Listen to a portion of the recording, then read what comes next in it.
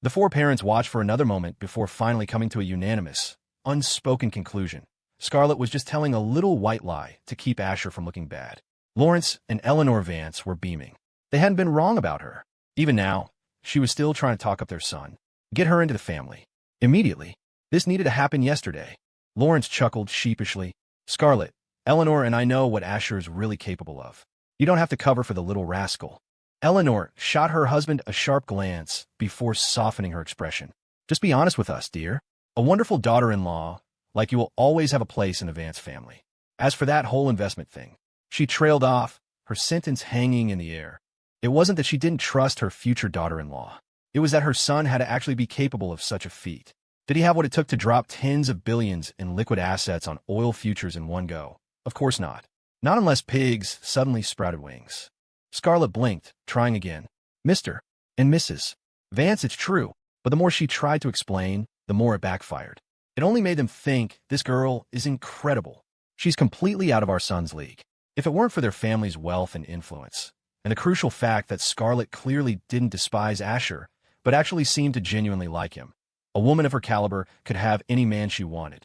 Asher's toes were curling so hard inside his shoes, he was pretty sure he could build a 3-bedroom condo in there. Maybe even sculpt a whole new universe. She-devil, have mercy on me. Please, for the love of God, stop talking. My parents' affection meter is already maxed out. It's about to overflow. Also, I honestly don't remember ever telling you about the stock market play. You can't possibly be hearing my thoughts, can you? Ping. Congratulations, host. You have received plus $8,888 in cash. Asher mentally rolled his eyes. He'd probably forgotten about some embarrassing slip-up and blocked it from his memory. Who was he, after all? He was a man with a system. He had a cheat code for life. Why would he ever worry about being outmaneuvered? The system might screw over anyone else, but it would never screw over him. After dinner, Eleanor and Lawrence exchanged a meaningful look with Richard and Victoria Jo. The objective was clear: get Asher to take Scarlett for a drive. In short, create some alone time for the young couple. This time, Anya didn't interfere. She might seem endearingly clueless, but she understood the basics. The main course went to Scarlett. The appetizer was for her. She knew the hierarchy. So, Khloe took on the temporary duty of looking after Anya, while Asher and Scarlett made their exit. A classic divide and conquer. Inside the sports car, Asher racked his brain, but couldn't figure it out. Where had Scarlett gotten her intel about the crude oil bonds? Since he couldn't deduce it, he had to ask. Asher did his best to sound calm and collected. How did you analyze the market and decide to buy crude oil futures? Scarlett winked at him, a playful, intoxicating smile on her lips. You want to know? Whenever the she-devil used that seductive tone, Asher knew a trap was being laid. A pit he was duty-bound to fall into. He was just too damn curious. Yes, he said, his neck stiff as he nodded. Scarlett counted on her fingers, her smile radiant. If you want to know, you have to eat some candy first. There's still 4 packs left. You're not trying to save them for the wedding, are you? Asher's face froze. Damn it all to hell. The law is powerless against this woman. Why does she have to be so damn sweet? She has me wrapped around her little finger every single time. My plotline. After a brief, soul-searching internal battle, which was mostly just his curiosity overpowering everything else, they pulled up to a high-end hotel nearby. To Asher's surprise, the she-devil was already prepared with the tools of the trade. He didn't know whether to laugh or cry. Do you carry those around with you? You mean these? Scarlett purred, dangling the small, foil-wrapped package. It's always best to be prepared for an emergency, don't you think? Asher immediately regretted asking. But hey, they were already here. His body was no longer his own. With a practiced understanding, they both knew they wouldn't go all the way. The meaning of marriage wasn't so shallow as to be purely biological. They were human beings, and while physical intimacy was a basic need, it wasn't an essential one. Some things were only meaningful at the right time, in the right place, with the right person. That's what Asher thought, and he acted on it, not pushing for more. Scarlett was thrilled. If Asher had wanted to go further, she would have feigned reluctance before agreeing completely. Feigned reluctance equals 100% yes. But he hadn't. Tonight had left her feeling ecstatic, both mentally and physically. When a person is that happy, they tackle everything with renewed vigor and energy. That's how it started for Scarlett, at least. But as time went on, she realized things were far from simple. Meanwhile, Khloe wasn't in a hurry to take Anya home. She decided to wander around with her, partly to clear her head, and partly because she was intensely curious about where her brother had moved, and what exactly her dear Anna had been up to over there. "Anna, you're staying at my brother's place, right?" she asked, trying to sound casual. "What's the apartment complex like? Is the neighborhood nice?" Anya, being truly casual, replied simply, "Yes. It's fine. Everything is good." Whether it was casual or not, Khloe couldn't tell. That was just how Anya spoke. Sometimes her sentences had no beginning, other times no end. Khloe was used to it by now. Khloe sighed in frustration. What the hell did it's fine? Everything is good, even mean. She needed a translator. Fine, she'd have to keep digging. But after some gentle prodding, she still came up with nothing of substance. Khloe had to admit defeat. Damn it, they're getting married, and the bride isn't me. I'm so furious, it's not fair. Khloe screamed internally. Unconditional love was a beautiful, noble thing. But love without a dose of reality was just a fantasy. The alliance between the Vance and Joe families was set in stone. One look at their parents' faces tonight confirmed it. This new life wasn't a total loss, she mused. At least Ash won't have to die in front of me again. Leo Flynn's schemes won't succeed. Just seeing him alive is enough to make me happy. Isn't it? What more could I possibly ask for? Khloe mumbled to herself, then smiled. It was a bleak, tragic smile for about a second. Then, the mood shifted dramatically. Her smile turned devious, almost lecherous. It was a good thing Anya was sitting next to her. Anyone else would have been seriously creeped out. Why the creepy smile? Because she'd just had a breakthrough. I'm such an idiot. I want Ash, but I can't disrupt the current situation. So why not just do it? Secretly, a little misdirection, a covert operation. Knowing Scarlett's open-minded personality, she'd probably be willing to share a piece of the pie, right? Jessica Young is playing a long game, but there are too many players and not enough. Well, and I never pick a side before, so this isn't a betrayal. This is just finding the right team. Khloe grinned, her eyebrows arching. Now, I just wonder if Scarlett will agree. The next morning, in a presidential suite of a five-star hotel, sunlight streamed through the gaps in the curtains. Scarlett curled up like a kitten, her limbs heavy and weak. Last night's encounter with Asher had been a revelation. She'd heard the legends, but seeing the beast in person was another story. It was a leviathan, a force of nature.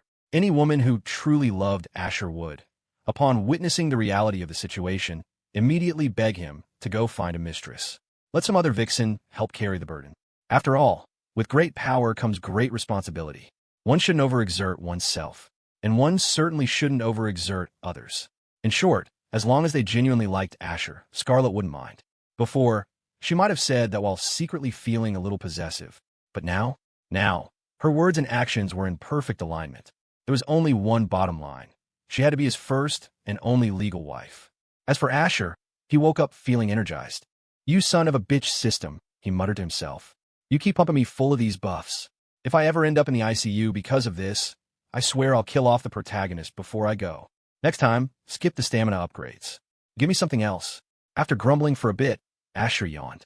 His film shoot was in the afternoon, so he could head over later. He decided to close his eyes and meditate for a moment, trying to calm his morning enthusiasm. Come on, there was a supermodel lying next to him. Any normal man would have a reaction, let alone Asher, whose physical attributes were far beyond normal. A moment later, he felt a tickle on his nose, accompanied by a soft, disgruntled mumbling. "You big dummy. It's morning, time to get up. I'm the one who did all the hard work, Asher opened his eyes. Scarlett was awake, propped on her side with her chin in one hand. With the other, she was tickling him with a strand of her waterfall-like hair.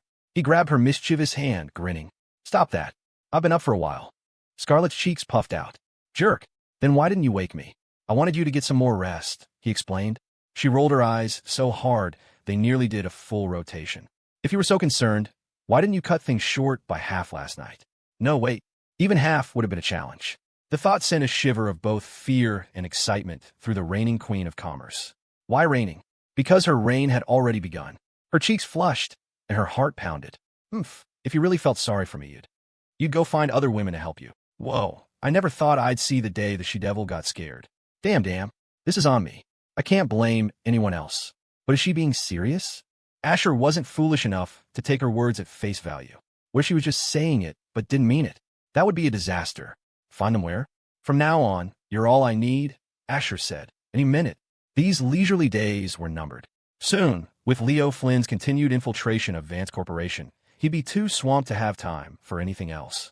The show must go on, and he had a role to play opposite the Dragon King. The faint, sweet scent rising from Scarlett's body was a potent stimulant.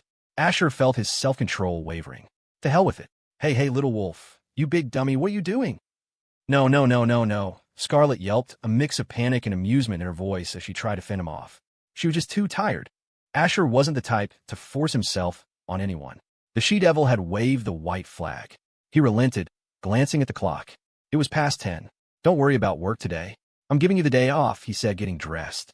Scarlett giggled. Well, in that case, your humble servant thanks you, darling. What do you want to eat? You're getting it for me. Asher smiled. For today, I'm your personal delivery guy. Scarlett pouted her sexy lips. Only for today. Don't be greedy, he said, half laughing. She nodded in agreement. You're right. She couldn't be greedy. Not when she didn't have the strength to back it up. Without calling in reinforcements, she was doomed. Even though Asher's words made her heart melt, the reality was stark. She couldn't handle this alone. Girls, get back here soon. Can you give me some Loasafen? Asher blinked. Isn't that the stuff that supposedly smells terrible? You really want to eat that? Scarlett nodded. I've seen people eat it, and it looks pretty good. I want to give it a try. Asher threw up his hands. All right. It was the same principle as Limburger cheese or durian. People who liked it loved it. People who didn't would run for the hills at the first whiff. Asher walked out of the room, muttering to himself.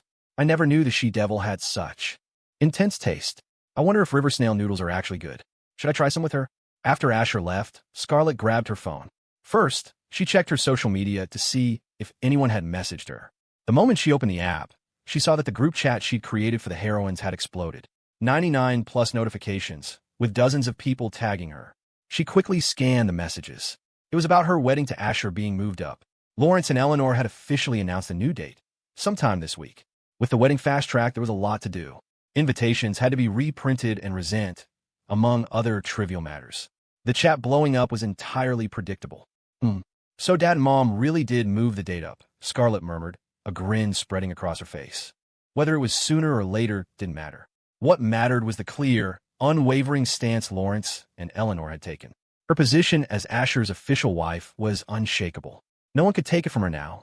It didn't matter if someone else contributed more to the family fortune. Some things couldn't be measured in money. Value is subjective. Give an ancient vase to someone who knows nothing about antiques, and it's just a piece of junk, a chamber pot. Give it to an expert, and it's a priceless artifact worth millions. Ha ha, this is fun, so much fun. Come take the spot from me if you can, she whispered. Even through the screen, Scarlett could practically smell the sour scent of jealousy wafting from the other heroines. It was true what they say. You always want what you can't have, and those who are loved are always fearless.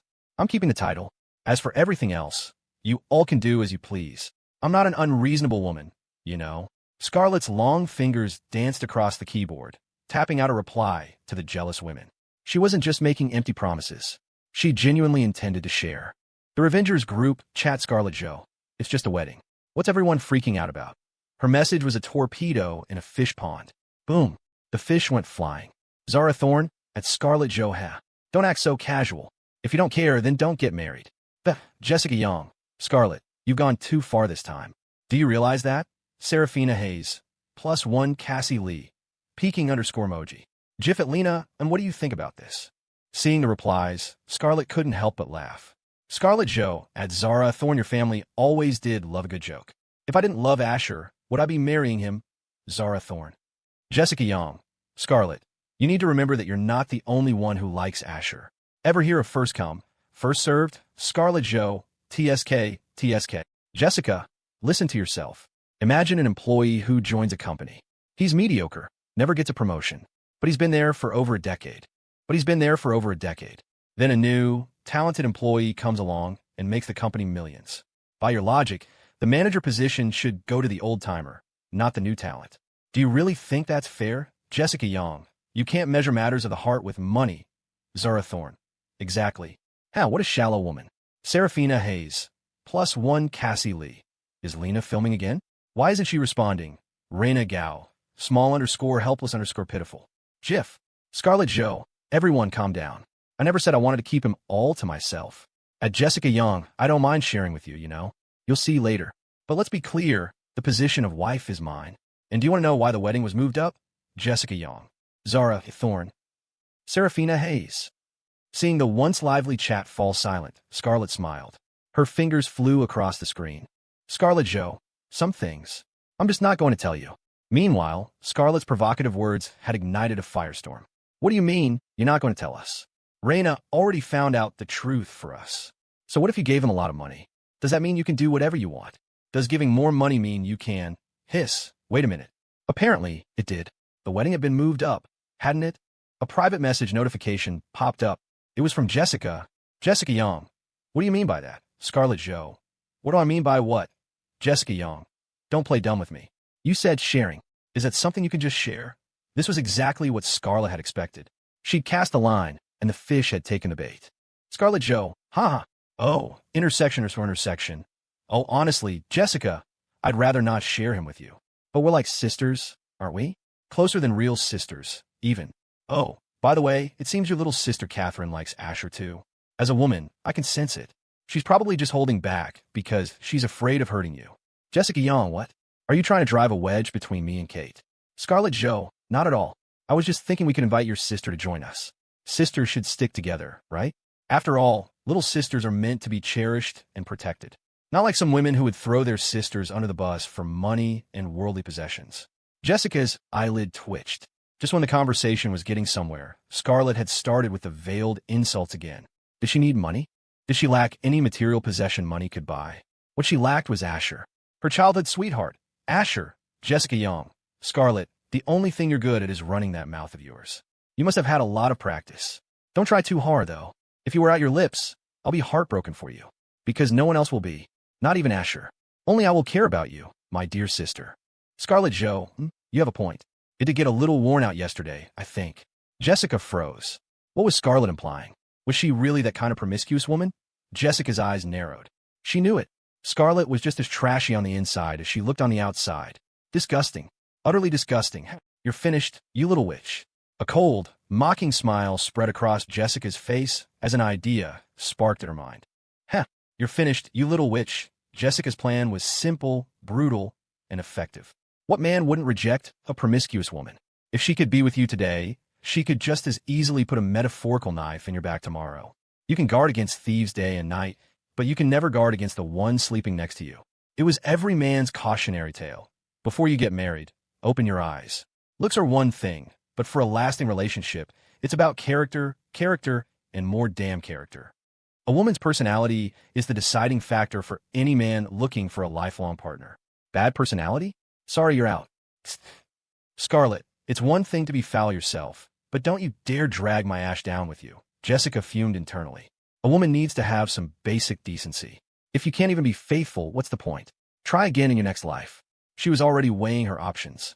Should she tell her childhood sweetheart first, or go straight to Asher's parents? His parents probably wouldn't be convinced by a few screenshots. But Asher, she only wanted Asher. It was worth a try. Across town, Asher returned with the loasaphane. Whoa, that smell is intense, he said, placing the takeout bag on the table. Scarlett sniffed the air, a sophisticated smile gracing her lips. It seems fine to me. If you really can't handle it, I can order you something else. Asher shook his head. We already bought it. I might as well try it. Online, people claimed loasaphane smelled like raw sewage. Asher thought that was a bit of an exaggeration. It was fine, clean, and hygienic, just with a unique aroma. Scarlett pulled out her phone. Darling, do you mind if I take a picture for my social media? Asher paused, then shrugged. What's there to mind? Go right ahead. He wasn't that petty. Taking pictures of food was standard operating procedure for most women, wasn't it? He was just a little surprised that Scarlett Joe, the future heir to one of the 4 great families, had the same habit. You learn something new every day. A mischievous, villainous smile crept across Scarlett's face. She was a villain, after all. Okay, then I won't hold back, darling. Women were so fickle. One second he was a big dummy, the next he was darling. Life was a chaotic, unpredictable mess. Before Asher could process it, the sound of the camera shutter clicked repeatedly. His expression turned to one of pure befuddlement. The she-devil had turned the camera on them, taking a selfie that included him. Scarlett held up her phone, making a peace sign for the camera, positioning herself on one side of the frame and Asher on the other. I got your permission, she said with a grin. He didn't know whether to laugh or cry. He thought she was just taking food pics. Oh well, a man had to be magnanimous. It was just a few photos. No big deal. I know, he replied, picking up his chopsticks and staring into the bowl of noodles, swallowing hard. This was going to be an experience. You should eat, too. It'll get cold. With that, Asher ignored the she-devil and began his mission. He started with a sip of the broth. Not too salty, not too bland, delicious. The crimson broth looked intimidatingly spicy, but the heat was actually mild, just enough to enhance the flavor. Asher's eyes lit up. Okay, this is actually good, he admitted, as Asher slurped his noodles and bit into a deep-fried duck foot. Recommended add-on. Scarlett was busy. She put her own meal on hold for a more pressing matter, tormenting Jessica Young. That woman thought she could do whatever she wanted just because she'd known Asher longer. To be honest, Scarlett didn't mind sharing the scraps with the other heroines, as long as they didn't cross her lines. But Jessica's blatant attempt to usurp her position was infuriating. Scarlett was going to show her who the real queen was. You knew Asher first. So what? I still lapped you on the racetrack and left you in my dust. So you're a little older? Is that something to be proud of? Private message to Jessica Young. Scarlett Jo. Photo of Velocifan. JPG selfie of Scarlett and Asher eating. JPG screenshot of Scarlett's new phone wallpaper. The selfie with Asher. JPG. Scarlett Jo. Carrot. Hee. This one looks pretty good. I think I'll make it my chat background. And this one could be my phone wallpaper. Her laughter was like a silver bell. She sounded like a little girl who had just gotten the doll she'd always wanted. Scarlett was on cloud 9. But where there is joy, there is also sorrow. Crash. In a luxurious office, the sound of things being thrown echoed off the walls. Bastard. That woman. How dare she? Jessica Young was stomping her feet in a rage, sweeping everything off her desk to vent her fury. She was the one who was here first. He promised to marry her when they were kids. He said he'd make her his bride. Was this his promise? She wasn't blaming Asher. Her hatred was directed entirely at Scarlett Jo. Just when heaven had granted her the ability to hear Asher's thoughts and understand his true intentions, this vixen had appeared out of nowhere and completely bewitched him. That's what she truly hated. Jessica's teeth ground together as her fingers flew across her phone's keyboard. Jessica Young, you certainly have your methods, Scarlett. I'm impressed. Scarlett Jo, you're not so bad yourself. Jessica, we're two of a kind. By the way, I'm eating right now. Want to join? Join your ass. Jessica seethed. What do you want me to do? Eat your leftovers. Or do you want to humiliate me in person, right in front of Ash? This woman was utterly despicable, using Asher's thoughts to get insider information and cash out on the markets. She was a disgrace. Jessica Young, don't get too smug. Ever hear the saying, leave a bridge for yourself to retreat over? I know all about your little secrets, and I'm not afraid to talk. Scarlett Jo. Oh, you've misunderstood. You see, what happened last night was, at $#, $@ hiss. After reading the message, Jessica gasped, a deep blush spreading across her face. Her cheeks felt like they were on fire. This woman was too much. She had no shame. What was she trying to do? Jessica was so flustered her head was spinning. She swallowed hard, then held up her 2 index fingers in the air, one on the left, one on the right, as if measuring something invisible. No way. Is that even human? She whispered, her eyes wide. She suspected Scarlett was bluffing, trying to scare her into backing down. That filthy woman is rotten to the core, Jessica muttered, her face still bright red. How can anyone talk about such things so openly? The world would descend into chaos. It was like one of those motivational speakers who was actually a scam artist, shouting fake numbers from a stage while paid actors in the audience cheered. Jessica quickly came to a conclusion. Scarlett was exaggerating. She wouldn't believe her outlandish claims unless she saw them with her own eyes. Jessica Young, Scarlett, you've gone too far. Scarlett Jo, I've told you the truth. Whether you believe it is up to you. There's nothing more to say. Jessica Young, let's put that aside for a moment. Let me propose something. Look, I'm at a marriageable age. I'm not getting any younger. Let me have Ash for now, and I'll give him back to you later. I'm older, so I should go first. Scarlett Jo, TSK. Older? I don't think so. Do you not own any mirrors at your office or at home? If not, I can have some delivered. Take a good, long look at yourself every day, think it over, and then come talk to me. Jessica wanted to scream. Playing the age card didn't work. Playing the pity card didn't work. What the hell did this woman want? If she pushed her too far, Jessica was prepared to burn everything to the ground. If she couldn't have him, no other vixen would either. Jessica Young, fine, you're the big shot, you're so impressive, your assets can do things none of the rest of us can. So what do you want? What do I want? You're asking me what I want. Is there something wrong with Jessica Young? I've already made myself perfectly clear, Scarlett muttered under her breath, a delicate frown on her face. Scarlett Joe, Jessica, I'll say it one more time, so you hear me clearly. I don't want anything. The offer to share is real, but the position of wife can only be and must be mine. Now, if you'll excuse me, I'm going to eat. In her office, Jessica's heart pounded. To say she wasn't tempted would be a lie. And who was she lying to? She was all alone. Jessica stroked her chin, her brow furrowed. How much of what Scarlett says can I actually believe? She claimed she didn't mind sharing, but who knew what she'd be thinking down the line? Jessica bit her lip torn. What should she do? Until she figured out what Scarlett was really playing at, she refused to bet her entire future on someone else's promise. It was too risky, too uncertain. What have you been texting about for so long? The food's getting cold, Asher commented casually. Scarlett smiled, tilting her head slightly. You want to know who I was chatting with? Nope, not at all, Asher said, shaking his head quickly. She's trying to make it seem like I'm some kind of controlling husband. Am I that kind of person? I'd be happy if you told me, and not happy if you didn't. Yeah, that's about right. A man's words, actions, and true intentions were a tangled web. Scarlett heard his thoughts and burst out laughing. I was talking to your childhood sweetheart, Jessica Young. Oh, I see, cough, cough. Asher cleared his throat, waving his hand dismissively. Let's eat. I really don't care. Scarlett shot him a look. Ha! The little wolf is being dishonest again. She didn't press the issue and started on her noodles.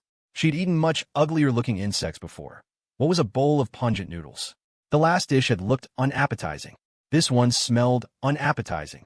But it was fine. If Asher could stomach it, so could she. A wife follows her husband's lead, after all. Meanwhile, in the CEO's office of Marcos Industries. Useless. Incompetent. A bunch of goddamn amateurs. What am I even paying you for? Leo Flynn roared. The so-called master hackers he'd hired hadn't even caught a glimpse of Raina Gao before their own systems were compromised. Leo felt a burning slap of humiliation across his face. Who the hell were these people? Each one was more useless than the last. Seeing the Dragon King's fury, Manny Marcos knew to make himself small. He immediately adopted a servile tone. You're right, these clowns deserve to be fired. Please, calm your anger, Dragon King. I'll go recruit another team right away. Leo had lost count of how many teams they'd gone through. He was exhausted, but with no other options, he waved a dismissive hand. Fine, fine. Just go. After Manny left, Leo stood up, his expression sour. If these guys keep failing, am I gonna have to go back to that little brat? Leo frowned. He was always the one driving a hard bargain, always the one coming out on top. But with Kevin Gao, he'd met his match. When it came to being ruthless, Leo felt like an amateur compared to that kid. He was pretty sure if you cut Kevin Gao open, his heart would be pitch black. And that was the only thing that truly pissed Leo off. What? That Asher Vance is getting married in a few days. Leo's expression morphed from shock to pure rage. That bastard has ruined my plans time and time again. If it weren't for him, I'd be feasting by now. The more he thought about it, the angrier he got. Every single time a woman was about to fall for him, Asher would show up and spoil everything. Once or twice was a coincidence, but this was a pattern. Leo wanted to kill him. Manny pushed the door open. Dragon King, tomorrow night, a retired general from D.C. is hosting a banquet here in New York. Should we attend? A banquet? Hosted by a general?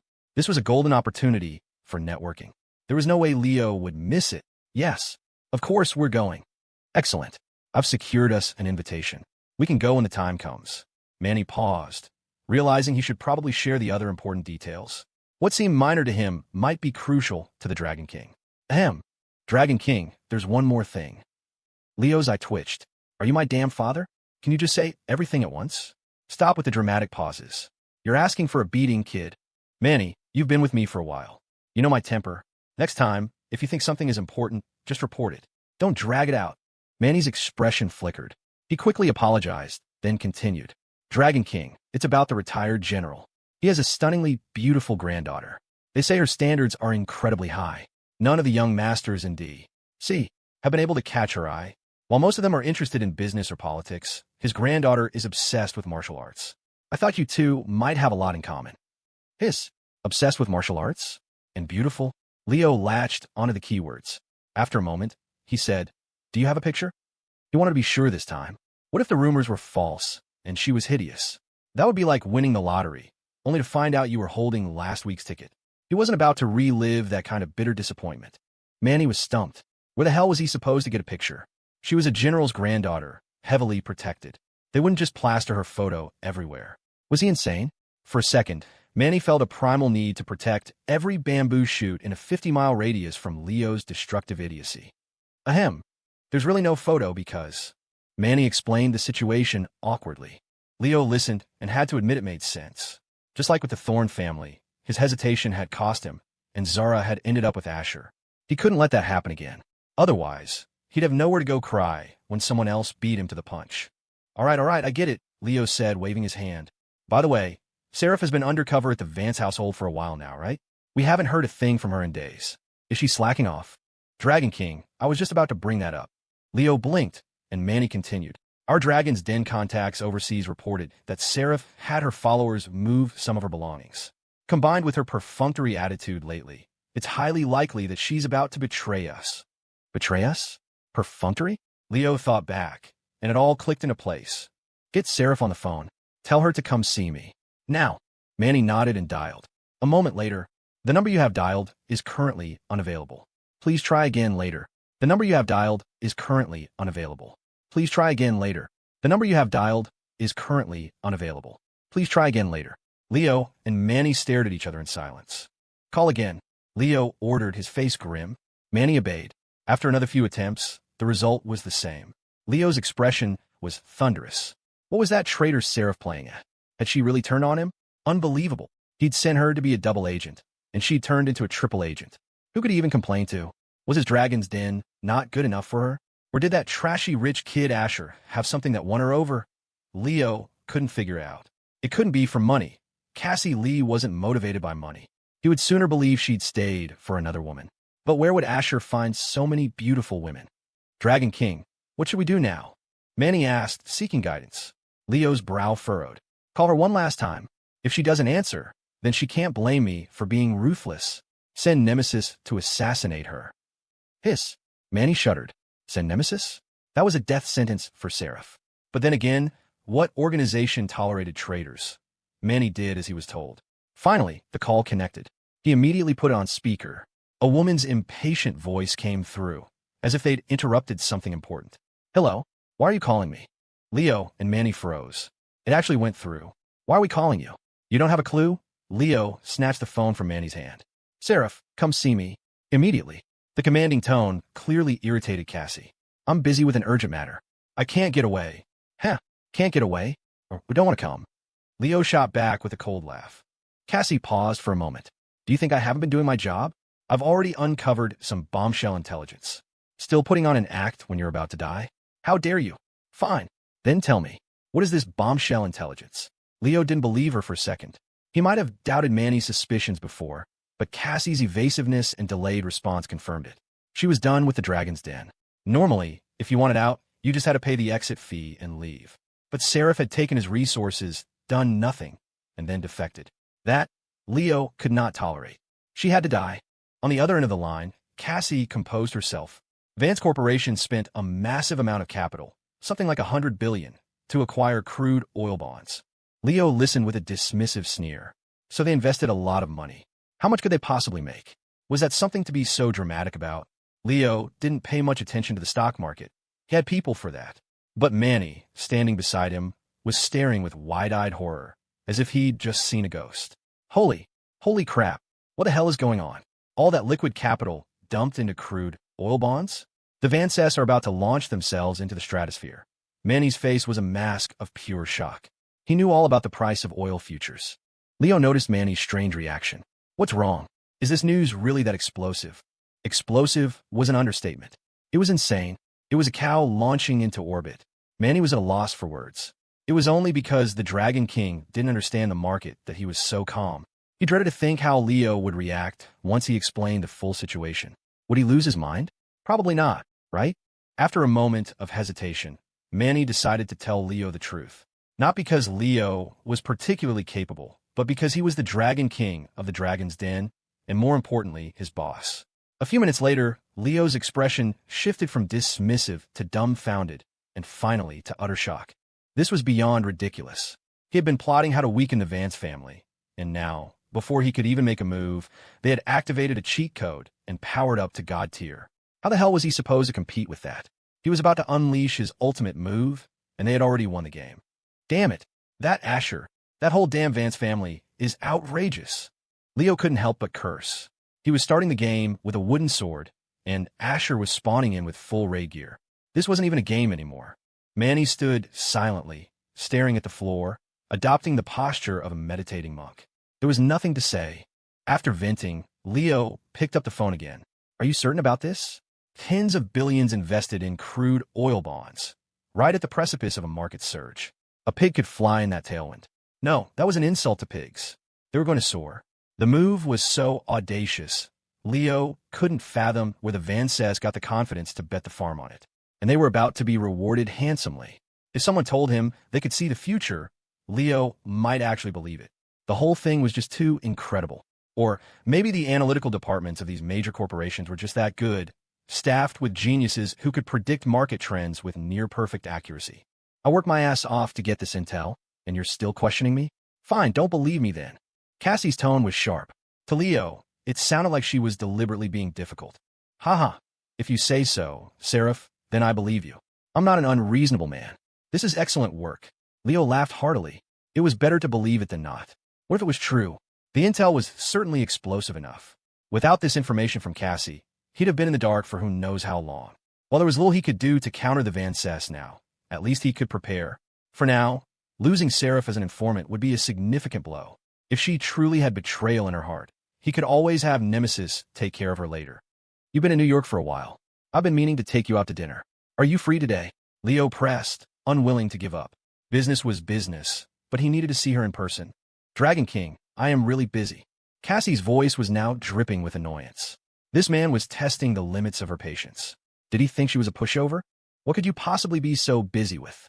Leo asked, confused. A woman's sultry cry echoed through the phone. Anyone with a pulse knew what that sound meant. Leo's face turned green. I sent you to work as a double agent, and you're out picking up girls? Unbelievable. As a Dragon King, he wasn't living nearly as freely as she was. Seraph, you're taking this too far, Leo said, his voice tight with frustration. He was having a string of bad luck lately, and his mood was already foul. All the top-tier women he was interested in kept flocking to Asher, while he was left with scraps. Who wouldn't be pissed off? Dragon King, this is my private life. I've completed my official duties. It's all written clearly in the contract. You can check it yourself. If there's nothing else, don't call and disturb me. I'm afraid Asher might get the wrong idea. He comes into the office to check on things from time to time. If he sees us talking, my cover will be blown. Okay, that's all. Click. The line went dead, leaving a stunned Leo standing alone, lost in the wind. Who am I? Where am I? What am I doing? After a brief philosophical crisis, he returned to reality. Something about what Seraph said fell off, but he couldn't quite put his finger on it. On her end, Cassie was unconcerned. The truth would come out sooner or later. By revealing it now, she was temporarily shutting Leo up, buying herself more time to slack off at her new, much cushier job. That evening, Asher came home from the film set. He had barely sat down when his phone rang. Hello? Dad, what is it now? Kid, if it wasn't important, I wouldn't be calling you. All right, fine. What is it? Asher wasn't in the mood to argue with his old man. Typically, a villainous rich kid like him was supposed to be an arrogant, brainless fool who argued with everyone, especially his family, while they bent over backward to clean up his messes. Asher might be a villain, but he wasn't interested in the brainless, troublemaking aspects of the role. Arguing with his family just for the sake of it was a sickness, and he was perfectly healthy. Lawrence's tone softened slightly, though he still tried to sound stern. His daughter-in-law was a powerhouse, while his son was, well, his son. If it wasn't for the Vance family's influence, they probably would have been screened out at the first meeting. He still didn't understand why Scarlett had suddenly fallen for his son, but he worried the affection was unstable. After all, everyone is a visual creature, especially in a society where morals follow facial features. But what truly makes a relationship last is personality. And his son's personality was, frankly, terrible. He slacked off at work and spent his evenings at spas and massage parlors. What woman could tolerate that? Lawrence took a deep breath. All right, listen. Tomorrow night, your honorary uncle, General Prescott, is hosting a banquet here in New York. We need to play the part of good hosts. Your cousin, Mackenzie, will be there too. I was thinking Khloe could keep her company. And then, the most important part, your marriage. Asher was baffled. What did he mean, the most important part? Wasn't the guest of honor, General Wallace Prescott from D. See? Asher knew of him. According to his father, Prescott and Asher's late grandfather had been close friends in their youth. But even without that connection, Asher remembered from his past life that General Prescott was a key character used to humiliate him and suppress the Vance family. Under Leo Flynn's manipulation, the Prescotts of D.C. and the Vances of New York would become bitter enemies. The heroine, Asher's cousin Mackenzie, would fall for the protagonist and help him take down the Vances. Oh, and she wasn't actually his cousin. The two families used the term as a sign of their close bond. Dad, it's their banquet. What are you getting involved for? Asher asked, exasperated. It used to be that others rode their coattails. Now they were reduced to riding someone else's. The irony was palpable. You don't get it, you foolish boy, Lawrence said, a smug tone in his voice. Do you know how many powerful families and influential figures will be there tomorrow? People are flying in from all over, not just from New York. Besides, your wedding to Scarlett has been moved up.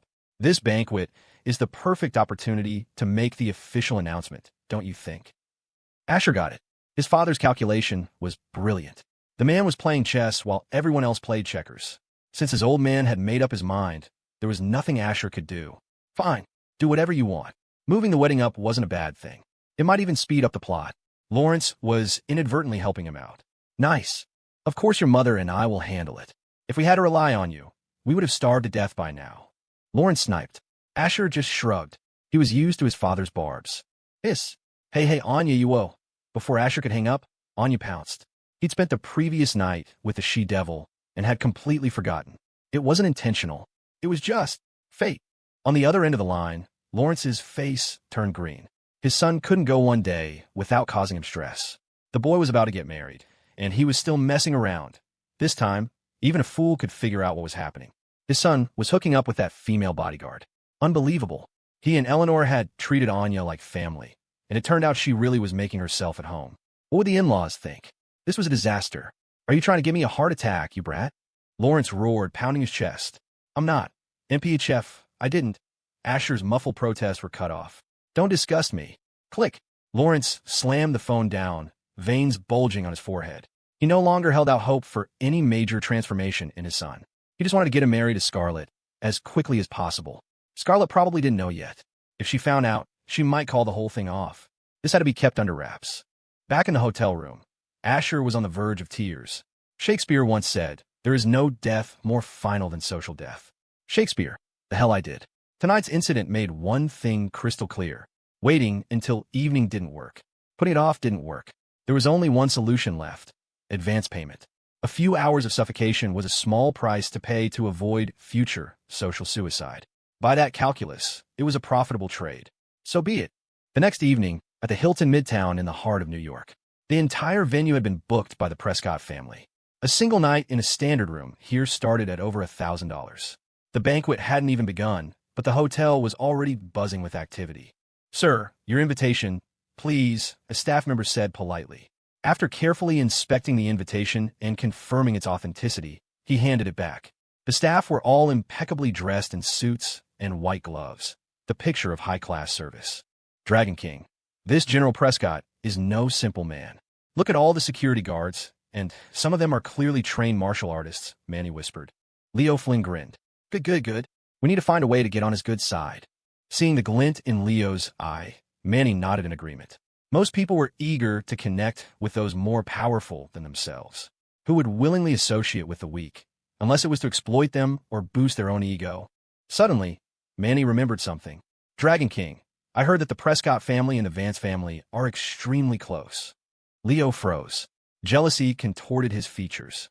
It's that damn Vance family again. Why are they everywhere? They're like a bad smell that won't go away. Just saying their name is disgusting.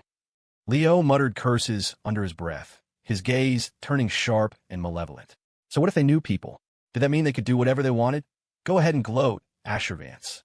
We'll see how long it lasts before I destroy you. Gentlemen, your invitations, please, the staff member said with a smile. Manny handed over their invitation. It was clearly a premium item, embossed with gold foil that gave it a surprising weight. He estimated it contained at least 1/3 of an ounce of gold. Fortunately, the guests here were not short on cash. Otherwise, the gold would have been scraped off long ago. It was a subtle flex, a testament to the Prescott family's immense wealth and power. Nearly everyone here tonight was a figure of renown. The staff member verified the invitation and returned it to Manny. "You may go in." Just as they were about to enter, a stir at the door caught their attention. "Hey, isn't that Serafina Hayes? Why is she alone? Shouldn't that Asher Vance be trailing after her like a puppy? You must have just gotten back to the city. I heard Asher gave up on her a long time ago." "What? No way. Asher was head over heels for her, the kind of guy who would have died for her. How would he just give up like that? Are you an idiot? Forget everything else. With the Vance's resources, what kind of woman couldn't he get?" The Hayes family strung him along for ages. "If it were me, I wouldn't have even bothered in the first place. You're still the same joker, thinking one look is all it takes for a lifetime." The surrounding guests chattered amongst themselves. A few of the louder voices belonged to visitors from D.C., from families on par with the Hayeses but with no business ties, so they spoke freely. Leo and Manny, with their enhanced hearing, caught snippets of the gossip. Tonight, Serafina wore a white, backless evening gown that exposed skin as smooth and pale as polished marble. If Asher were here, he would undoubtedly have sighed. What a waste not to get some cupping therapy on that back. She wore Gucci studs in her delicate earlobes and carried the latest limited edition Chanel bag. With her natural beauty and poise, a little bit of styling elevated her to another level entirely. The same men who were dissing Asher were also fantasizing about having Serafina for themselves. But they all knew her icy personality. If Asher Vance had been rejected, what chance did they have? Leo stood frozen at the entrance, mesmerized. This was a real woman. Compared to her, the other women he'd met in New York were common refuse. Seeing that Leo had no intention of moving, Manny stood quietly beside him. He knew Serafina was beautiful, but she was the Dragon King's target. As a subordinate, he could look but not touch. A moment later, Serafina presented her invitation. After it was verified, she was waved through. "Miss Hayes, what a coincidence. We meet again." Leo's voice rang out at the perfect moment. Hearing the cringe-worthy opening line, Serafina's brow furrowed. Her tone was glacial. "But I have no desire to see you." Leo flashed his signature roguish smirk. "Don't be like that. I did work for you, after all. I should thank you for taking me back then. Otherwise, I might have starved. To win a woman, one had to be bold and clever, not coddling. Only simps endlessly fawned over women. Leo was determined not to be a pathetic rich kid like Asher. There were countless simps vying for a goddess's attention. To stand out, one must not be a simp. One must display their masculine value. A true man, born between heaven and earth, could never be a simp. Love me or don't. If not, get lost. A man must have confidence. Leo's words immediately killed the conversation. Combined with what she knew from Asher's thoughts, Serafina recognized the pattern. This was the classic, playing dumb to reveal your true power trope. It was a prelude to a grand, face-slapping moment. She literally wanted to vomit. She had tried her old trick tonight, demanding Asher come and pick her up. But he had deleted and blocked her on all social media and phone numbers, leaving her no openings. It was ruthless. Seeing Leo only soured her mood further. "You're not leaving? Fine, I will," Serafina said, her face dark. Leo was baffled. He hadn't even unleashed his full charm yet. And she was already leaving? What was her problem? Was she showing him no respect at all? He had a strategy for this. Just keep talking. It didn't matter if it was awkward. Making her angry, making her yell at him, was a form of success. At least he was evoking an emotional response. Perceptions could be changed over time. The real problem was when someone was completely indifferent to your antics. Leo was about to say something else when another commotion erupted at the entrance. Holy crap, is that Asher Vance? Where did he get together with Scarlett Jo? My God, was he Asher in my memory, ever this handsome? Did he get plastic surgery? I'm just saying Scarlett and Asher actually look perfect together. I'm so jealous. Ugh, this is why I hate going out with you. Control yourself, will you? You're drooling. Having you as a best friend is so embarrassing. A bad girl is what every man loves. You from D.C. You must not have heard about the Vance Joe wedding, right? I heard they even moved the date up. It's only natural they'd be together. Tonight, Asher was dressed in a sharp black suit. Clothes make the man, as they say. Though even without the suit, Asher could attract a swarm of women, perhaps even more effectively. But that would be chaos. On his arm was the she-devil, Scarlett, draped in a black, high-slit gown that revealed a pair of flawless, milky white legs. No black stockings needed. The sight of those legs alone was enough to make most men weak in the knees. Gulp. Many of the men staring at Scarlett had their eyes wide, swallowing hard. What man on earth didn't love a beautiful woman? And in an era where looks are everything, the effect was tenfold. A social experiment in Europe had once used a female model, before and after professional makeup, to test this very theory. Before makeup, she was average, and few men on the street offered to help her. After makeup, as a certified beauty, the number of men willing to help quintupled. The same was true in reverse. Damn, Scarlett Jo is gorgeous. She really lives up to her reputation. I still don't get it. Why was Asher chasing Serafina Hayes when he already had Scarlett? It makes no sense. What's not to get? The grass is always greener on the other side. Ow, honey, stop, don't twist. You're gonna rip my ear off. Heh, you just said the grass was greener, didn't you? I'm not deaf, you idiot. That was just a small sideshow. As for why Asher had arrived with Scarlett, it was because she had insisted he pick her up. Most women have excellent memories, especially when it comes to things other women have that they don't. At Jessica Yang's birthday party, Serafina had made Asher pick her up. As the official fiancé, how could Scarlett not have the same treatment? In fact, she had to have it, and it had to be one level higher. Darling, does it bother you that I'm holding onto your arm like this, right in front of the woman you used to chase? Scarlett asked, her voice sweet and seductive, a dazzling smile on her face. The soft, warm touch of her hand, the fragrant scent wafting from her. Sigh, this damned she-devil. How could she smell so sweet? She's being a little theatrical tonight, but it's not a big deal. As for the dumb woman, I never said I actually liked her anyway. Asher was internally flustered, but managed a graceful, if slightly awkward, smile. Not all. That's all in the past. Oh, my apologies. Look at my memory. Scarlett giggled, covering her mouth with a hand clad in a black lace glove. They chatted as they walked, eventually reaching the entrance where Serafina still stood, watching them with icy eyes. It was obvious Scarlett's words were meant for her. For some reason, a surge of jealousy, sharp and sour, rose in Serafina's chest. Sir, ma'am, your invitations, please, the staff member said politely. Asher handed over their invitation. After a quick inspection, the staff member returned it respectfully. Mr. Vance, Ms. Jo, you may go in. Asher nodded. He appeared calm on the surface, but inside, he was panicking. He'd seen Serafina and the smirking Dragon King standing there from a mile away. Feeling the gazes of the protagonist and heroine on him, it was impossible not to feel a little flustered. Not because he was afraid of them, but because it was just so damn awkward. Isn't every new love someone else's old one? And why was Serafina standing with Leo Flynn?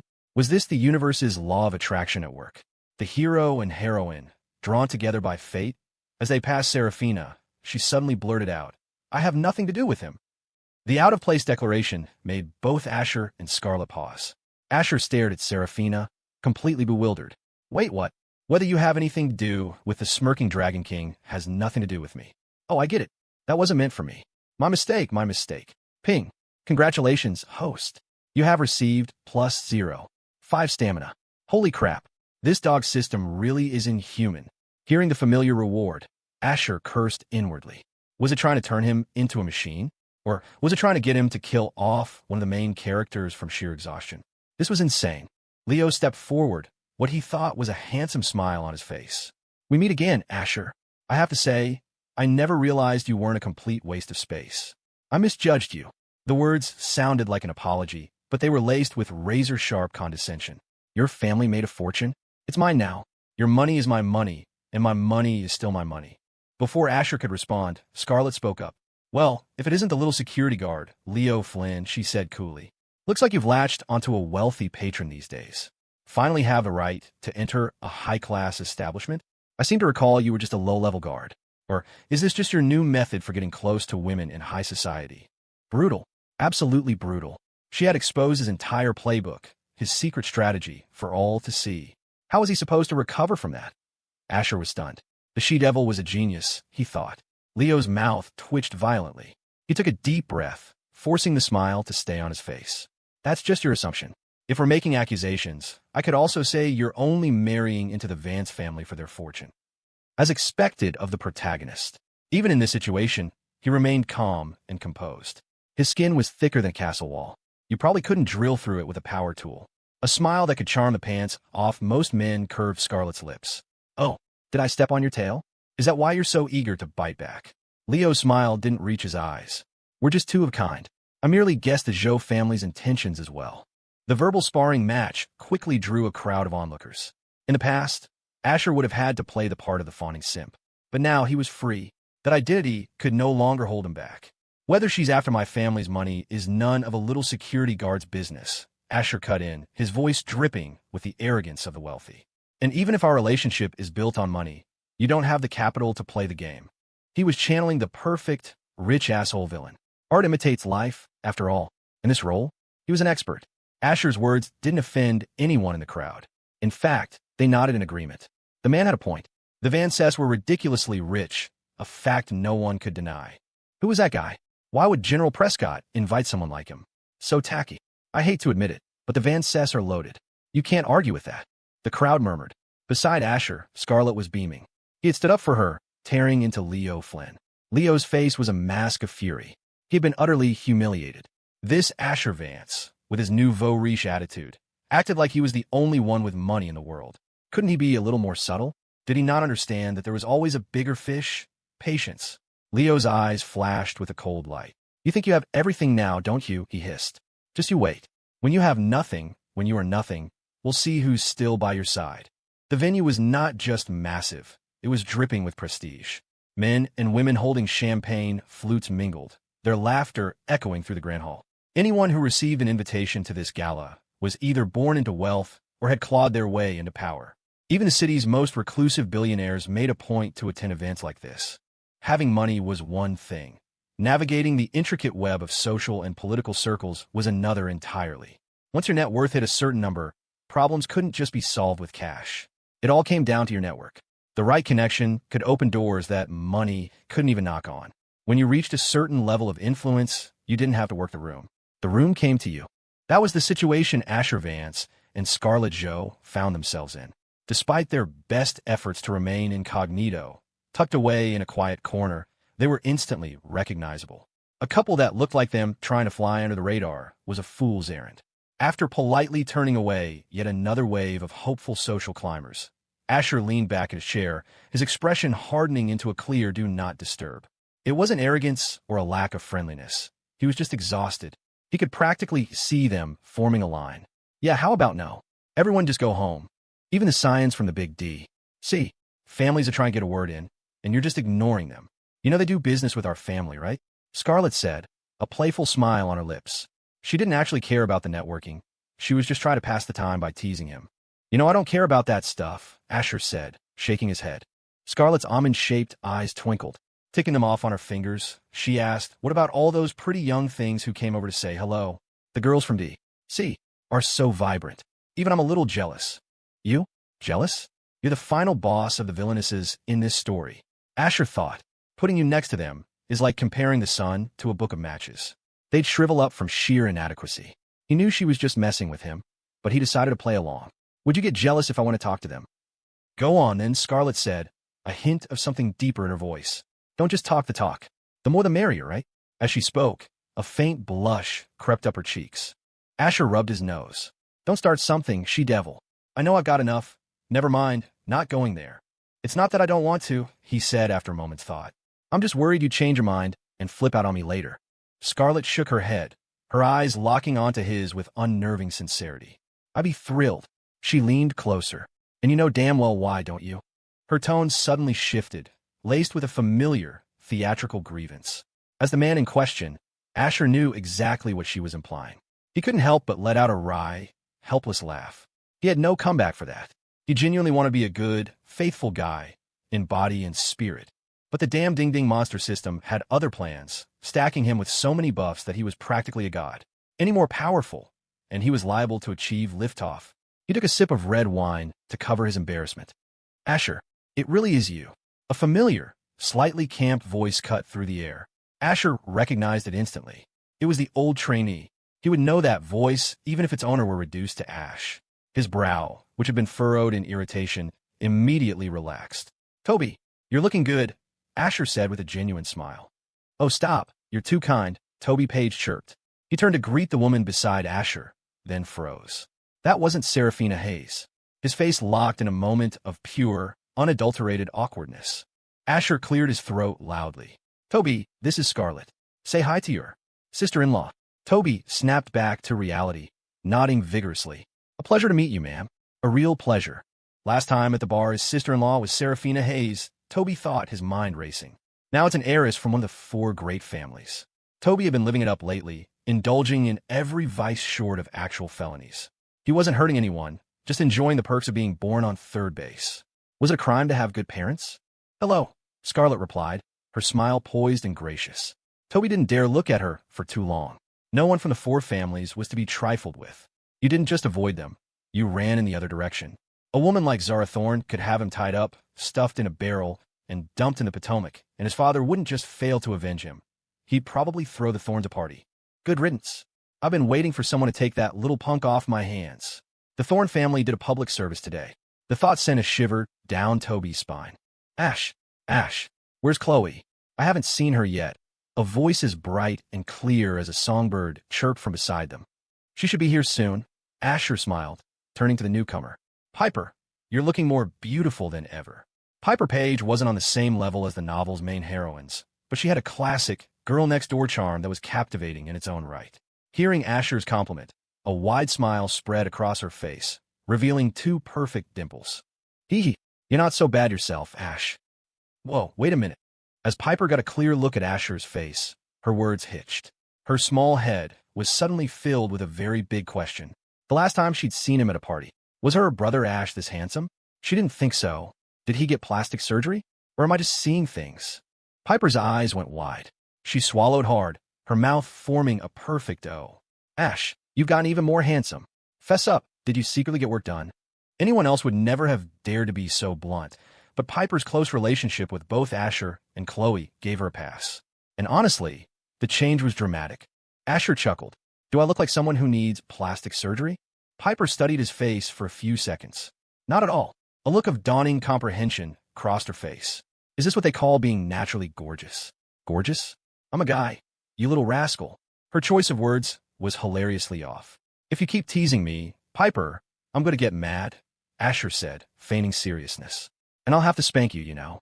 Piper covered her bottom with her hands and took a half step back, a mischievous grin on her face.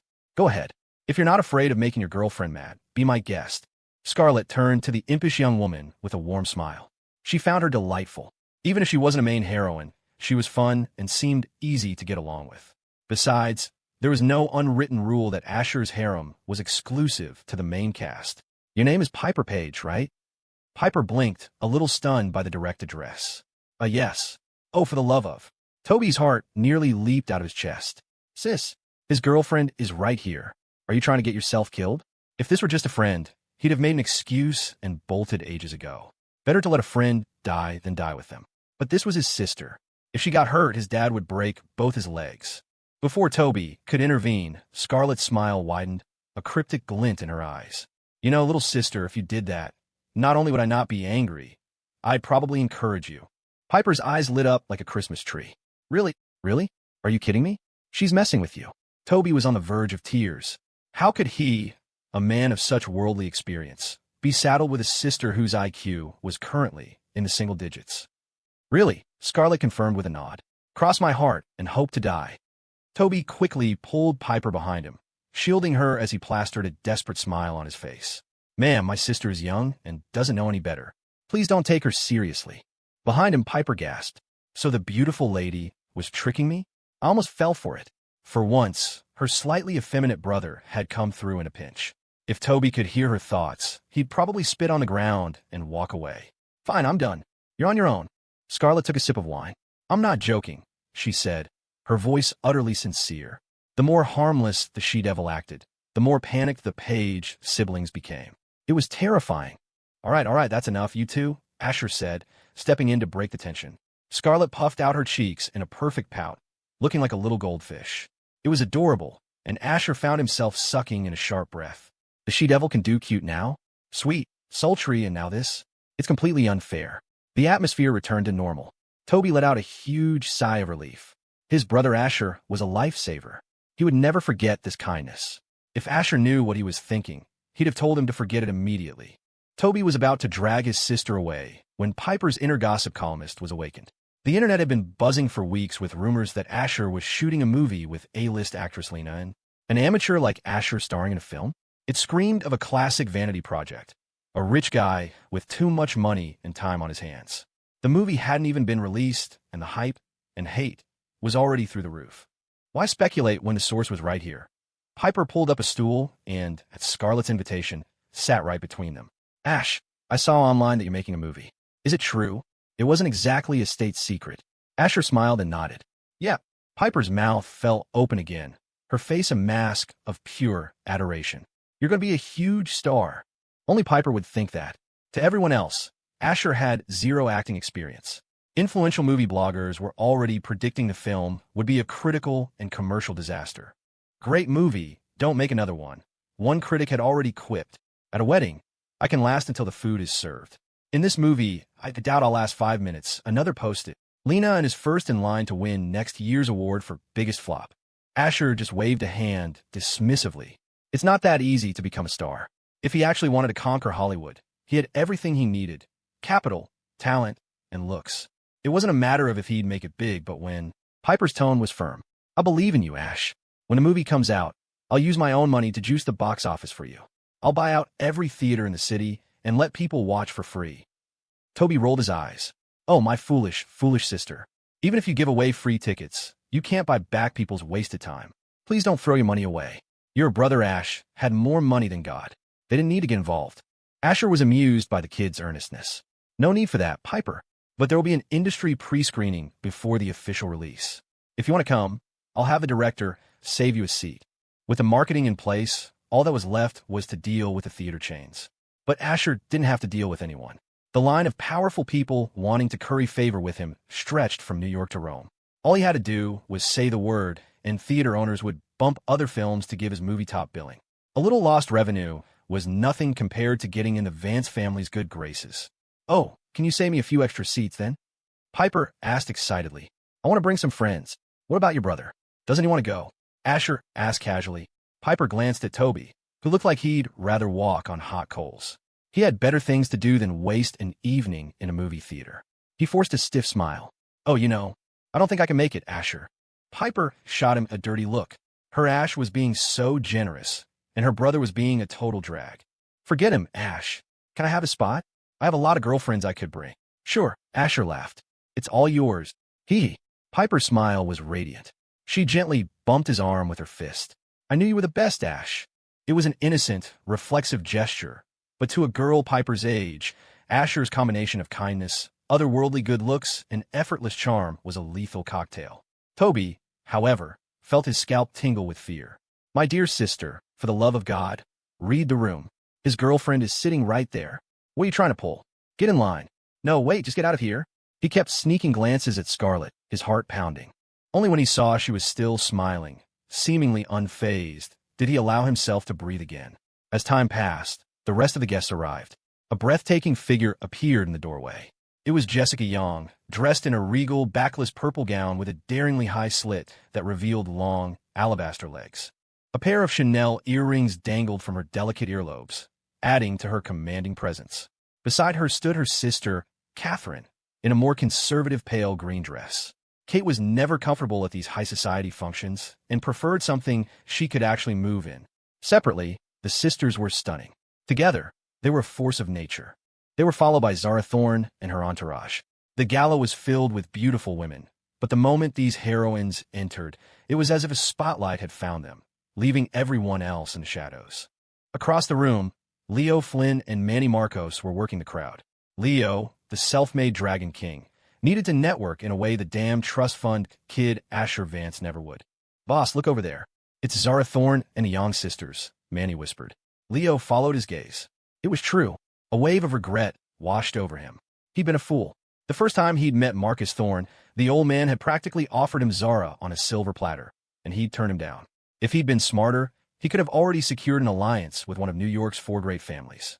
Damn it, I miscalculated, Leo muttered to himself. If an opportunity like that ever came up again, he'd say yes first and figure out the details later. You have a good relationship with the Thorne family, don't you, boss? Want to go say hello? Manny asked. Leo considered it for a second, then shook his head. No. Manny looked crestfallen, his mind immediately jumping to the wrong conclusion. Of course. He's the Dragon King. He's handsome, powerful. It would be an insult to expect him to grovel before these women. If Leo could read his subordinate's mind, he would have screamed. It's not that I don't want to. It's that she won't give me the time of day. He knew that if he approached Zara, She'd give him the iciest of cold shoulders. Until he could change her opinion of him, he wasn't going to bother. Meanwhile, Zara's eyes scanned the room, bypassing the crowded, brightly lit areas and heading straight for the quiet corners. Just as she expected, she found him. Without a moment's hesitation, Zara, clad in a stunning backless red dress, started walking toward Asher's table. Jessica Yang's brow furrowed slightly, and then she, too, began to follow. Just as Asher, Scarlett, and Piper were chatting, the rest of the heroines descended upon them. Without a word of greeting, they simply pulled up chairs and sat down, a flock of dazzling, dangerous birds surrounding a single point of interest. The visual was overwhelming. Asher, caught in the middle, blinked in confusion. Who am I? What am I doing? Where am I? 1 minute he was having a normal conversation, the next he was trapped in a heroine pincer movement. Was there any justice in this world? Was there any law? He swallowed hard, 1,000 smart-ass remarks bubbling up inside him, none of which he dared to say. But no one was more bewildered than the Page siblings. What had they done to deserve this A-list treatment? Toby struggled to keep his composure. He steadied his nerves and shot Asher a look that screamed, Asher, what the hell is happening? Why are we suddenly surrounded by goddesses? They're all staring at you. This does not look good, man. Red alert. You know, Asher, if you don't need me, I think I just remembered I have a thing. Toby stammered, his face a mask of panic. He was ready to bail. Oh my God, he thought. Are they all his girlfriends? The way they were all glaring at him, he felt like an intruder. If he didn't make a run for it now, he might never get another chance. Escape? Asher's lips curved into a handsome, dangerous smile. Let's go. 2 people can get things done faster than 1. I think I'm good on my own, thanks. Toby screamed internally, but under Asher's threatening gaze, he didn't dare protest. The moment Asher made a move to stand, all the women at the table bristled. Their collective glare fixed on Toby. If looks could kill, he'd be a pile of dust. Scarlett began tapping her fingers on the table. What's the rush? Did you find a mountain of gold somewhere? It's not like we're a bunch of tigers, right? Sister. The bar was clearly aimed at Jessica Yang, who arched an eyebrow. I wouldn't know, she said, her smile laced with strychnine. I'm not familiar with the term. Perhaps you could translate for us, sister? They were at it again. But on one point, they were united. Asher wasn't going anywhere. At some point, Serafina Hayes had also appeared, taking a seat at the table, likely emboldened by the presence of the others. Asher sighed. He might as well stay. If he left with Toby, he'd just be hounded by an endless stream of socialites. At least here, in the eye of the hurricane, he was safe. Toby, on the other hand, was on the verge of tears. He was trapped. He couldn't stay, but Asher wouldn't let him leave. The pressure was immense. If he could turn back time, he would have pretended he never saw Asher tonight. The tension shifted back to the original catalyst. Asher, I heard you're moving up the wedding, Zara Thorne said, biting her lip. Is that true? The table fell silent. Every eye turned to Asher and Scarlett. What's with all the staring? There's only one of me. I can't clone myself. It's the plot. Blame the plot. It's this whole damn world's fault. But I gotta say, it's pretty great. It's a family thing. My hands are tied, Asher offered, giving them a less than convincing excuse. Zara's body tensed. Damn it. I should have brought my guns. She could picture it now, a scene straight out of a movie. One gun pointed at Asher, the other at her own head. Say it. Are you marrying me, or are you marrying her? Fine. You choose her. Great. Then let's be together in the afterlife. Wait, you choose me? That's what you should have said. Let's skip the wedding and go straight to making babies. The other women exchanged knowing glances. It was clear now. Scarlett had played dirty, showing her hand to Asher's parents and blocking everyone else out. It was infuriating. Why couldn't they all just compete fairly? While Asher's table was a hotbed of drama, another negotiation was taking place nearby. Dragon King, let's be real here, Kevin Gao said, a pained expression on his young face. Our last collaboration left a bad taste in my mouth. I did my job, but my payment was late. Actually, it was never sent. But who cares about money? It's the principle of the thing. Leo Flynn and Manny Marcos did not like the sound of this. Manny, ever the loyal subordinate, was practically vibrating with indignation. Payment? He wants payment? It's an honor to serve the Dragon King. How dare he ask for a fee? Manny was about to launch into a tirade, but Leo held up a hand to stop him. Mole, are you in or out? Leo asked, his voice low and serious. It was mostly for show, but he had to maintain an aura of command.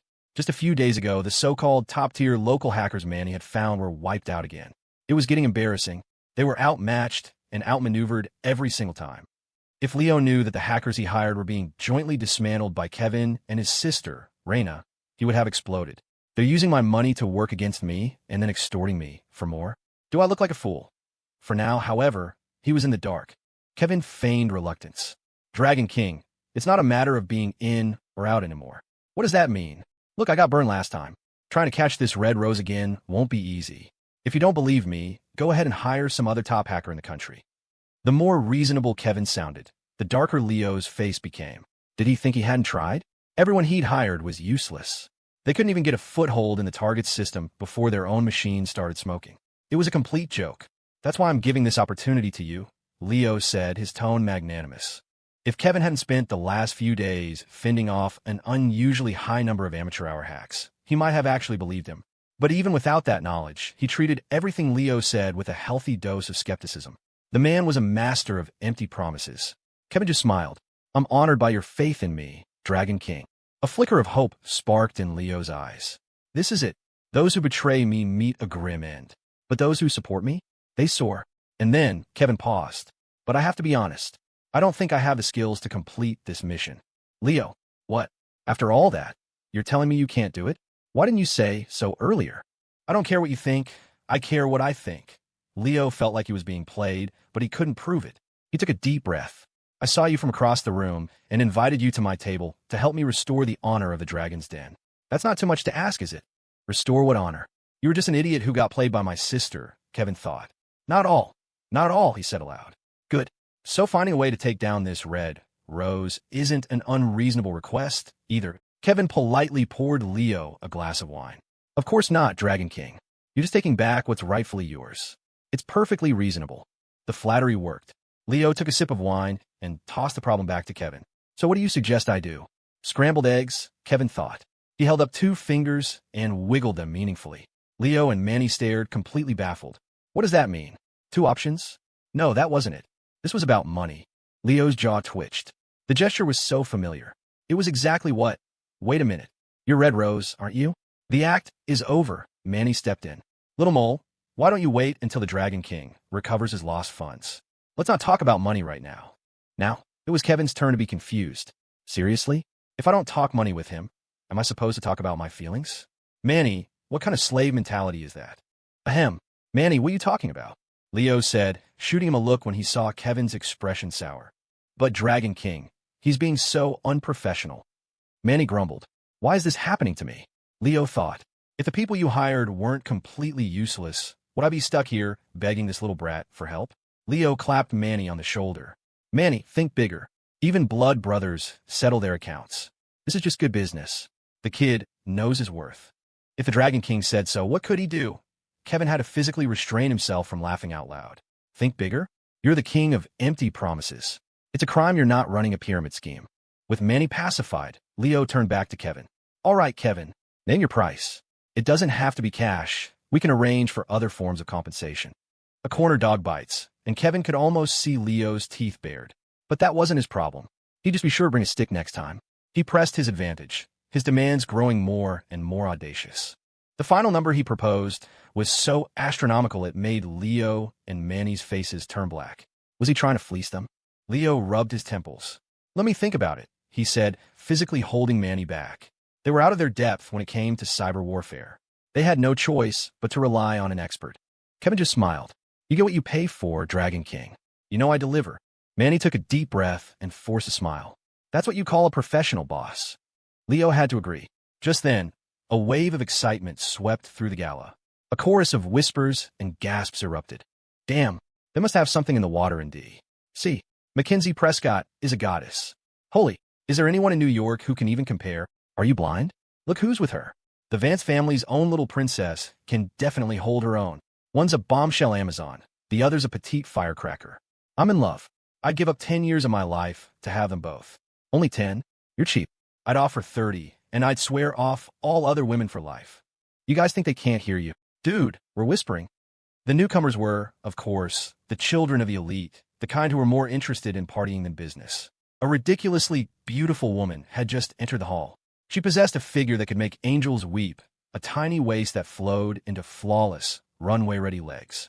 She was the granddaughter of the evening's host, Mackenzie Mack Prescott, but her face, sharp and radiating a cool competence, was in stark contrast to her bombshell body. The first impression everyone had of Mac was of a warrior princess. Flanking her were Khloe Vance and Anya Kuznetsov. Khloe was there on her parents' orders, but she had her own agenda, recruiting Mac to her side. Now that she knew her cousin was also one of the novel's heroines, she wasn't going to let her past life's mistakes repeat themselves. Anya, on the other hand, was there because Khloe had discovered her big sister had been secretly carrying on with her brother. That had not gone over well with the fierce little lowly.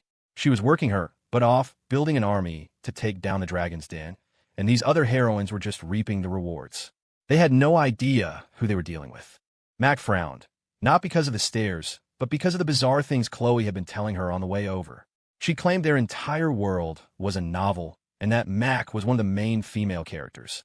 Mac had checked Khloe's forehead for a fever and quizzed her with basic questions. Khloe had answered everything perfectly lucidly. She wasn't sick, but she was definitely spouting nonsense. Khloe knew her cousin was the type who needed to see things for herself. Forming an alliance was just a matter of time. Across the room, Leo's eyes were practically popping out of his head. This woman was unbelievable. She was exactly his type. That body, that presence. It was magnificent. Manny was similarly entranced. Kevin, however, just took a sip of his soda and scoffed.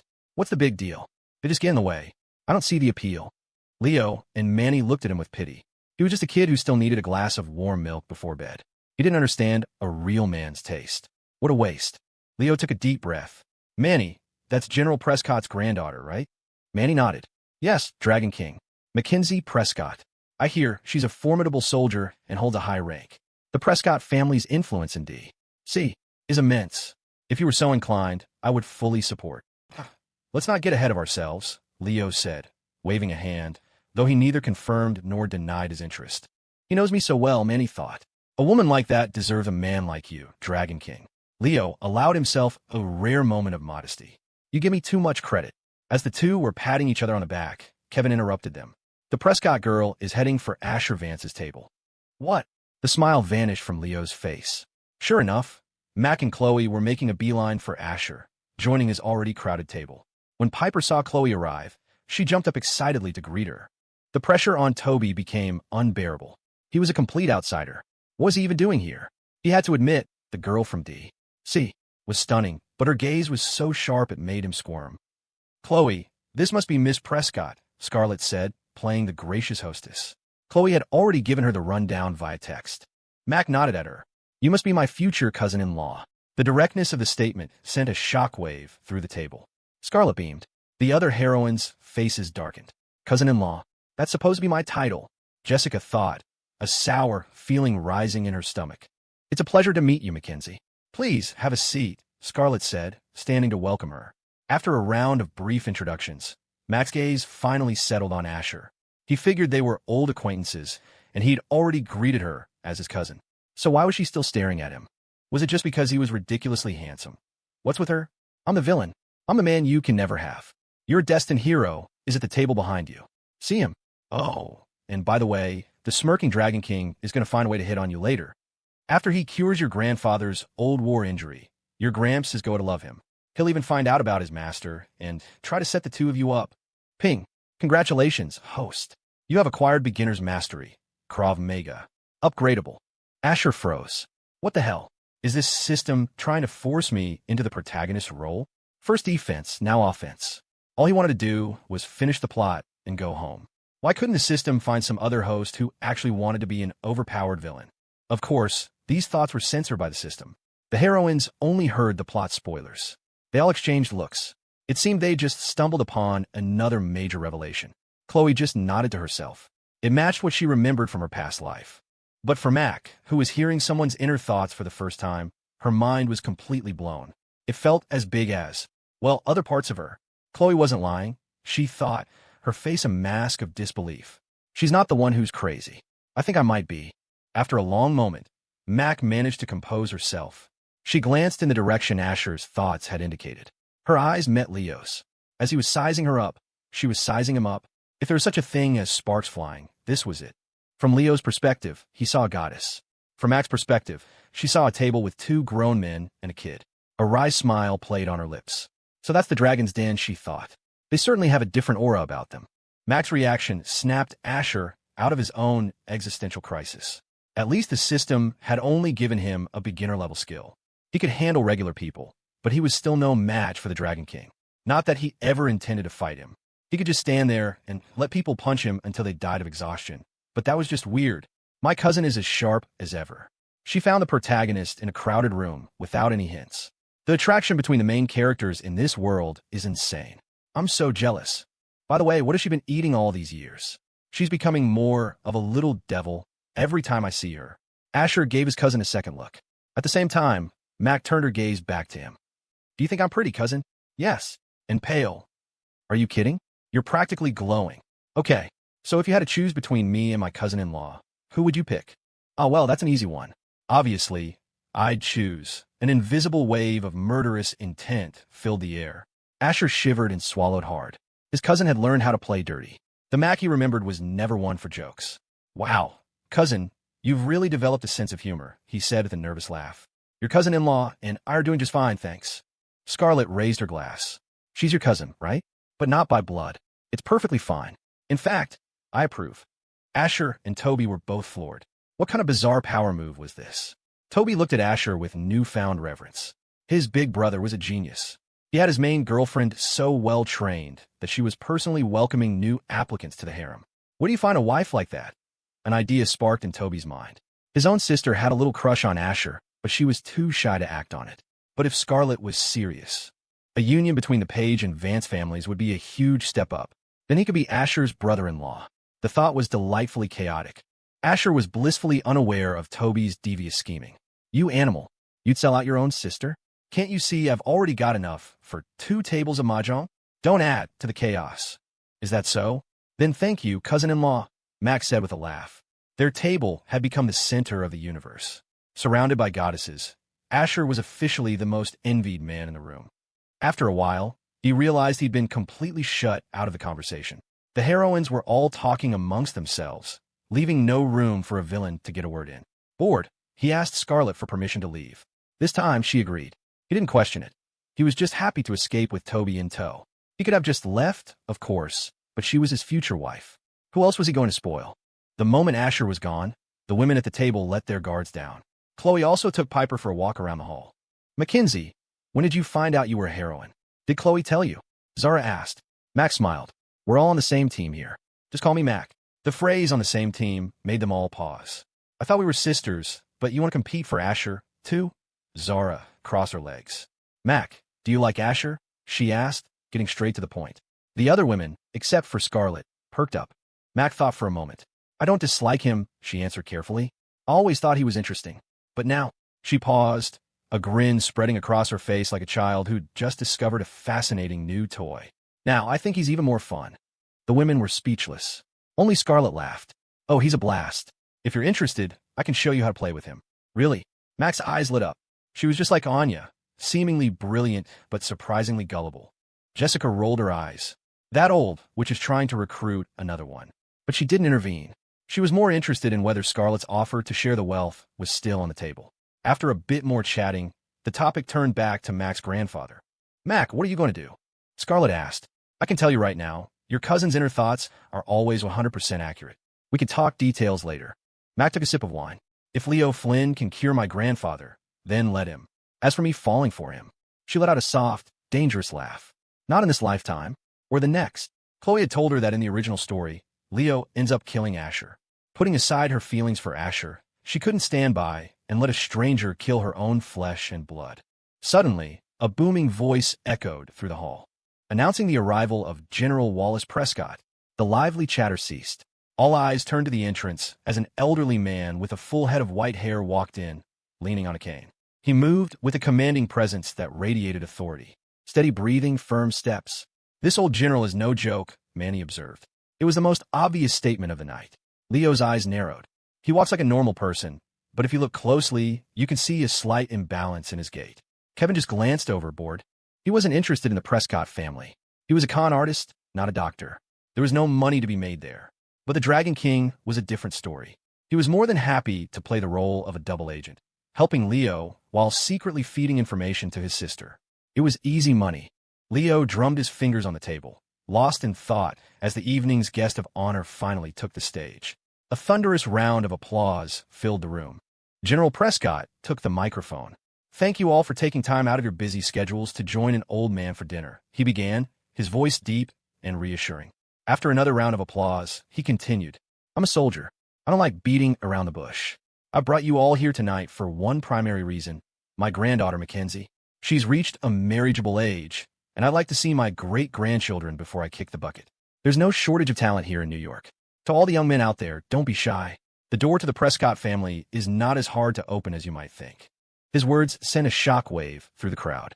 Mac was his eldest granddaughter and a major player in the family's affairs. This wasn't just a social event. It was an open call for suitors. Holy crap. I thought this was a networking dinner, but it's a matchmaking party. Did you hear that? The Prescott family door is open. You're all invited to my wedding. That idiot son of yours is at it again, Way. The general might say the door is open, but everyone knows there are conditions. We're a third-tier family at best. You should probably just try for another kid. Don't make fun of me, old friend. I'm about to be a grandfather myself. I'm going to wring that little bastard's neck when we get home. Dad, do we have a shot? I think I'm in love with her. In love with what? You were at a strip club yesterday. We're a second-tier family, but just barely. This is out of our league. Now shut up before you embarrass me further. But Dad, the general said. Get over here, you little punk. The furious father pulled his son aside, whispering harshly, That's not love. You're just horny for her body. You're despicable. You little degenerate. The shameless rich kid was on the verge of tears. His father was right. He couldn't even argue. From the crowd, Asher watched with a grin. Looks like I'm not the only one getting pressured to get married. My poor cousin. Beside him, Toby's eyes were wide, his heart pounding. Like most of the other single men in the room, he was electrified. He might not be a man of talent, but he was young. If he could marry Mac, he'd change all his bad habits. He'd become ambitious, work hard, and be a model husband. Asher saw the look in his eyes. He knew what men were like. You want to go for it, Toby? He said with a grin. Go on. I've got your back. It was true. Mac was a heroine, which meant she was destined to end up with the Dragon King. Asher had no reason to pursue her himself. But helping Toby was a perfect way to annoy Leo. He didn't think it would actually work. Toby was just a minor character, a stepping stone for the protagonist, just like him. But it was worth a shot. Toby's face lit up. He grabbed Asher's hand, his voice thick with emotion. Asher, from now on, you're my brother. If you need me to walk through fire for you, just say the word. He was a good kid. Asher knew that even in his past life, Toby had bankrupted his own family trying to help him after he'd fallen from grace. He was a true friend. Asher was touched, but there was one small problem. Toby, are you wearing perfume? Just a little. Asher's mouth twitched. My cousin doesn't like effeminate guys. I'm not effeminate. You're wearing perfume. It's men's cologne. Doesn't matter. She doesn't like it. Toby gritted his teeth. Okay, fine. I'll stop wearing it tomorrow.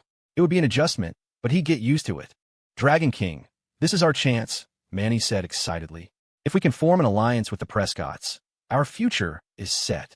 We could even move the Dragon's Den back to the States. A fire lit in Leo's eyes. Even setting aside the political advantages, Mac was a bombshell. He had to have her. He held up a hand to calm Manny down. Every ambitious young man here tonight is now my rival, he said coolly. The pressure is on, but I have a plan. I'm willing to bet the general has a problem with his leg. For Leo, money and connections were irrelevant. The key to winning over the general was to cure his ailment.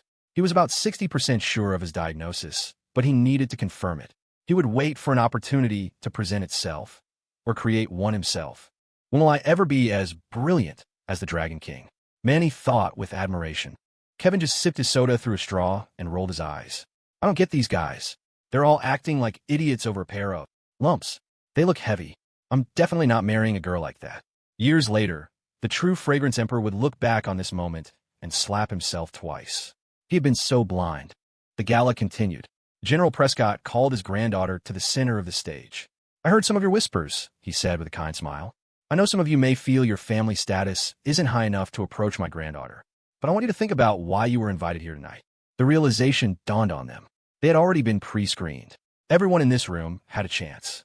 The competition was on. See, Dad, I told you the general wasn't lying. Shut up, you idiot. Now go out there and show them your best side. And for God's sake, wipe that creepy smile off your face. Similar scenes were playing out all over the hall. The microphone was passed to Mac. Hello, my name is Mackenzie Prescott, she said, her voice cool and steady. I don't care about your family background or your status. I only have one condition. A wave of hope washed over the less privileged young men in the audience. This was their chance. "You have to fight me," she continued, "and you have to win." The hope died instantly. They were rich kids, not fighters. Why would they need to know how to fight when they could hire bodyguards? A few of them had taken boxing classes, but they were in the minority. What the hell?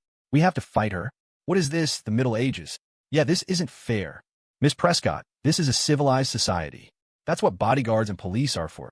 You guys are impossible, another young man, Chad, scoffed. She doesn't care about your money. She just wants a man who can protect her. What are you going to do if you get attacked? Talk the guy to death. Easy for you to say, Chad. You've been taking MMA for years. You want to go a few rounds right now. Don't be so cocky, man. It's not a good look. If you're not cocky, are you even young? Despite the risks, a few brave or foolish souls stepped forward. The first was a sleazy-looking guy with slick back hair and a doughy physique. "Miss Prescott, you're a woman of your word, right?" he asked with a slimy grin. "I am," Max said with a nod. He rubbed his pudgy hands together. "Excellent. But are you sure you want to fight in that dress? I can wait if you want to change." He was just trying to make sure no one else got a peek if her dress happened to rip. Mac glanced down at her gown. It wasn't ideal, but for this guy, it would be more than enough.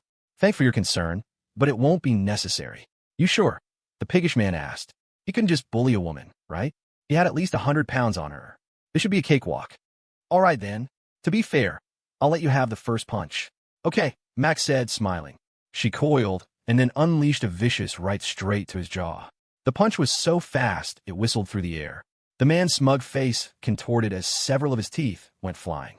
His world spun, and then everything went black as he crashed to the floor. He regretted everything. He never thought one punch from a woman could do any real damage. He just met God, and she had a mean right hook. The crowd was stunned. Holy crap. One punch, and he was out. Thank God I didn't go up there first. Even if you did win, would you want to take her home? You'd live in constant fear of domestic abuse. More challengers stepped up. They all met a similar fate. One guy, Chad, the MMA enthusiast, ended up with a rearranged face. "Anyone else?" Mac asked, looking at the terrified crowd. Her fists were smeared with blood, none of it her own. "If so, just give me a minute to go change." Toby sucked in a sharp breath and instinctively crossed his legs. He suddenly felt a deep, phantom pain. His initial lust had been replaced by a primal fear. If he married her and she got angry, his own father would take her side. "Phew," he said, patting his chest in relief. Asher, who had been enjoying the show while munching on hors d'oeuvres, turned to him. "Don't worry, Toby. I'm friends with my cousin. I can get her to let you skip the fighting part." No, thank you." Toby yelped, his face pale. Asher looked at him, confused. "I've already approved this marriage. Don't tell me you can't handle her." Toby stood up straight, his voice filled with the sincerity of a man who had just seen the face of death. "I object to this marriage. Sir, brother, you are my one true brother, but I am very, very happy to be alive." Asher was baffled. "Toby, what's with the attitude?" "You know me, Ash," Toby pleaded, his voice cracking. "I like sweet, gentle girls. She's out of my league. And honestly, I don't want to be in that league." He looked like he was on the verge of a hunger strike. "If you keep pushing this, I'll die right here," his expression screamed. Asher blinked, then let out a choked laugh. "Come on, man, we gotta keep in the family. Don't let me down." He cleared his throat, setting down his plate of hors d'oeuvres. He slung an arm around Toby's shoulders and gestured with his chin toward the gaggle of trust fund kids nursing their wounds. "Look at them. They're a bunch of, well, they're frogs trying to eat swan meat. They failed the physical challenge, so let's beat them with brains." He leaned in conspiratorially. "I'll do some recon, find out what my cousin's type is. Then all you have to do is become that type. It's simple, cater to her tastes." He gave Toby a reassuring squeeze. "Don't let the whole beat-down thing fool you. She's actually a total sweetheart. Seriously, if I'm lying, I'm a supervillain. Can't really curse myself, can I?" Toby shot him a look that screamed, "I believe you like I believe in Bigfoot." He held his ground. He was better off finding a quiet, gentle girl who wouldn't have the physical capacity to put him in the hospital if she got angry. A few hits from Mac, and his flimsy frame would be in traction. Seeing that Toby wouldn't be swayed, Asher sighed in defeat. But just as he was about to give up, a new figure strode into the arena. Of course, it was Leo Flynn. When Mac had laid out her terms, a grin had split Leo's face. This was practically tailor-made for him. Why hadn't he gone first? Because the hero always makes his entrance at the end. Besides, he reasoned, being the first to challenge and defeat Mac would leave a bad impression. A gentleman had to let the ladies save face. And if he went first, these weakling heirs might get the wrong idea and think Mac was an easy target, that all they lacked was the opportunity. "Miss Prescott, a pleasure. My name is Leo Flynn," he said, his smile a carefully calibrated mixture. 1 part confidence, 1 part roguish charm, and 2 parts absolute certainty. He gave a slight, formal nod. "Leo Flynn?" Mac's eyes narrowed, her gaze sweeping over him again. He looked clean-cut, almost boyish. If Khloe hadn't warned her that the man's heart was black as tar, she never would have believed it. This seemingly harmless young man was, in reality, a venomous snake who specialized in ruining lives. "You know me?" Leo asked, a flicker of surprise followed by a self-satisfied smirk. Mac had been at Asher's table, after all. It wasn't strange that she'd recognize him. But Mac just shook her head. "No." Then she added, "Wait here. I need to go change." A flicker of murderous intent sparked in her eyes, but she masked it perfectly. Leo simply smiled. "Of course. Take your time." "Enough," a powerful voice boomed across the hall. "Mackenzie, I will not have you continue this foolishness." A man in his 50s with a stern, square jaw and an undeniable presence was striding toward them. His tone left no room for argument. "Who's that guy?" One of the gossiping rich kids whispered. "No idea, but he's got an aura. Wish I could command a room like that." At the sight of the man, Mac's body tensed. A polite but strained smile appeared on her face. "Dad, you're here. Were you hoping I wouldn't be?" Warren Prescott glared at his daughter. Mac suddenly looked like a mouse cornered by a cat. "Dad, you know that's not what I meant." Warren's face was like stone as he pointed at the bloodstains on the floor. "How many times have I told you to rein it in? Don't think that just because your grandfather dotes on you, I won't do something about it." Mac nodded meekly, like a hen pecking a corn. "Warren, is that any way to speak to Mackenzie?" General Prescott's voice cut in as he approached. "I'm still standing here, and I haven't said a word. Since when is it your place to reprimand her?" The imposing, square-jawed man instantly deflated. "Dad, I know, but look at this mess. Is this appropriate?" The general chuckled, waving a dismissive hand. "I think it's wonderful. Mackenzie is looking for a husband. Whatever requirements she sets are perfectly reasonable. And the bar for entry our family has set is already low enough." He glanced at the other young men. It's up to their generation to see if they can clear it. Warren was speechless. His daughter was a martial arts prodigy, on the verge of mastering their family's ancient discipline. In modern high society, the elite pursued money, fame, and status. How many families still practice combat arts? And even if they did, could any of their sons beat his daughter? It was a source of immense pride and an equally immense headache. At this rate, was his daughter destined to be alone forever? Leo Flynn, meanwhile, was being completely ignored. It was utterly ridiculous.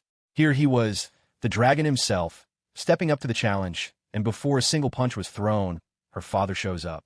He could hardly start a brawl with his future father-in-law's daughter right in front of him. Warren turned to the hotel manager. "Have your staff come and clean this up immediately." "Right away, sir," the manager said, scurrying off. Warren then fixed his gaze back on Mac. "And you, what is a young lady like you doing getting into fights? If you must fight, don't do it here. Go wash your hands. Now." Warren didn't dare argue with his father. Even in his old age, the general's authority was absolute. As his daughter turned to leave, Mac stuck out her tongue in a brief, silent protest. She walked right past the stunned Leo without a second glance. "Leo, what? What happened to the trial by combat? What happened to the fight? My fists were already itching for a brawl. I had my stance already, and you just walk away." A stampede of F-bombs galloped through the dragon's mind. Being ignored like this, it was a feeling he truly despised. It was only then that Warren Prescott seemed to notice Leo, still standing there like a statue. There must be something wrong with this kid, he thought. He'd already told Mac to leave, yet this young man was still rooted to the spot. What did he want? A match with him? Ahem. Warren cleared his throat. "Young man, I have put a stop to my daughter's little spectacle. Please return to your seat." Leo wanted the floor to swallow him whole. Forcing a smile, he exchanged a few pleasantries with his self-proclaimed future father-in-law before turning and walking away. Warren then addressed the crowd.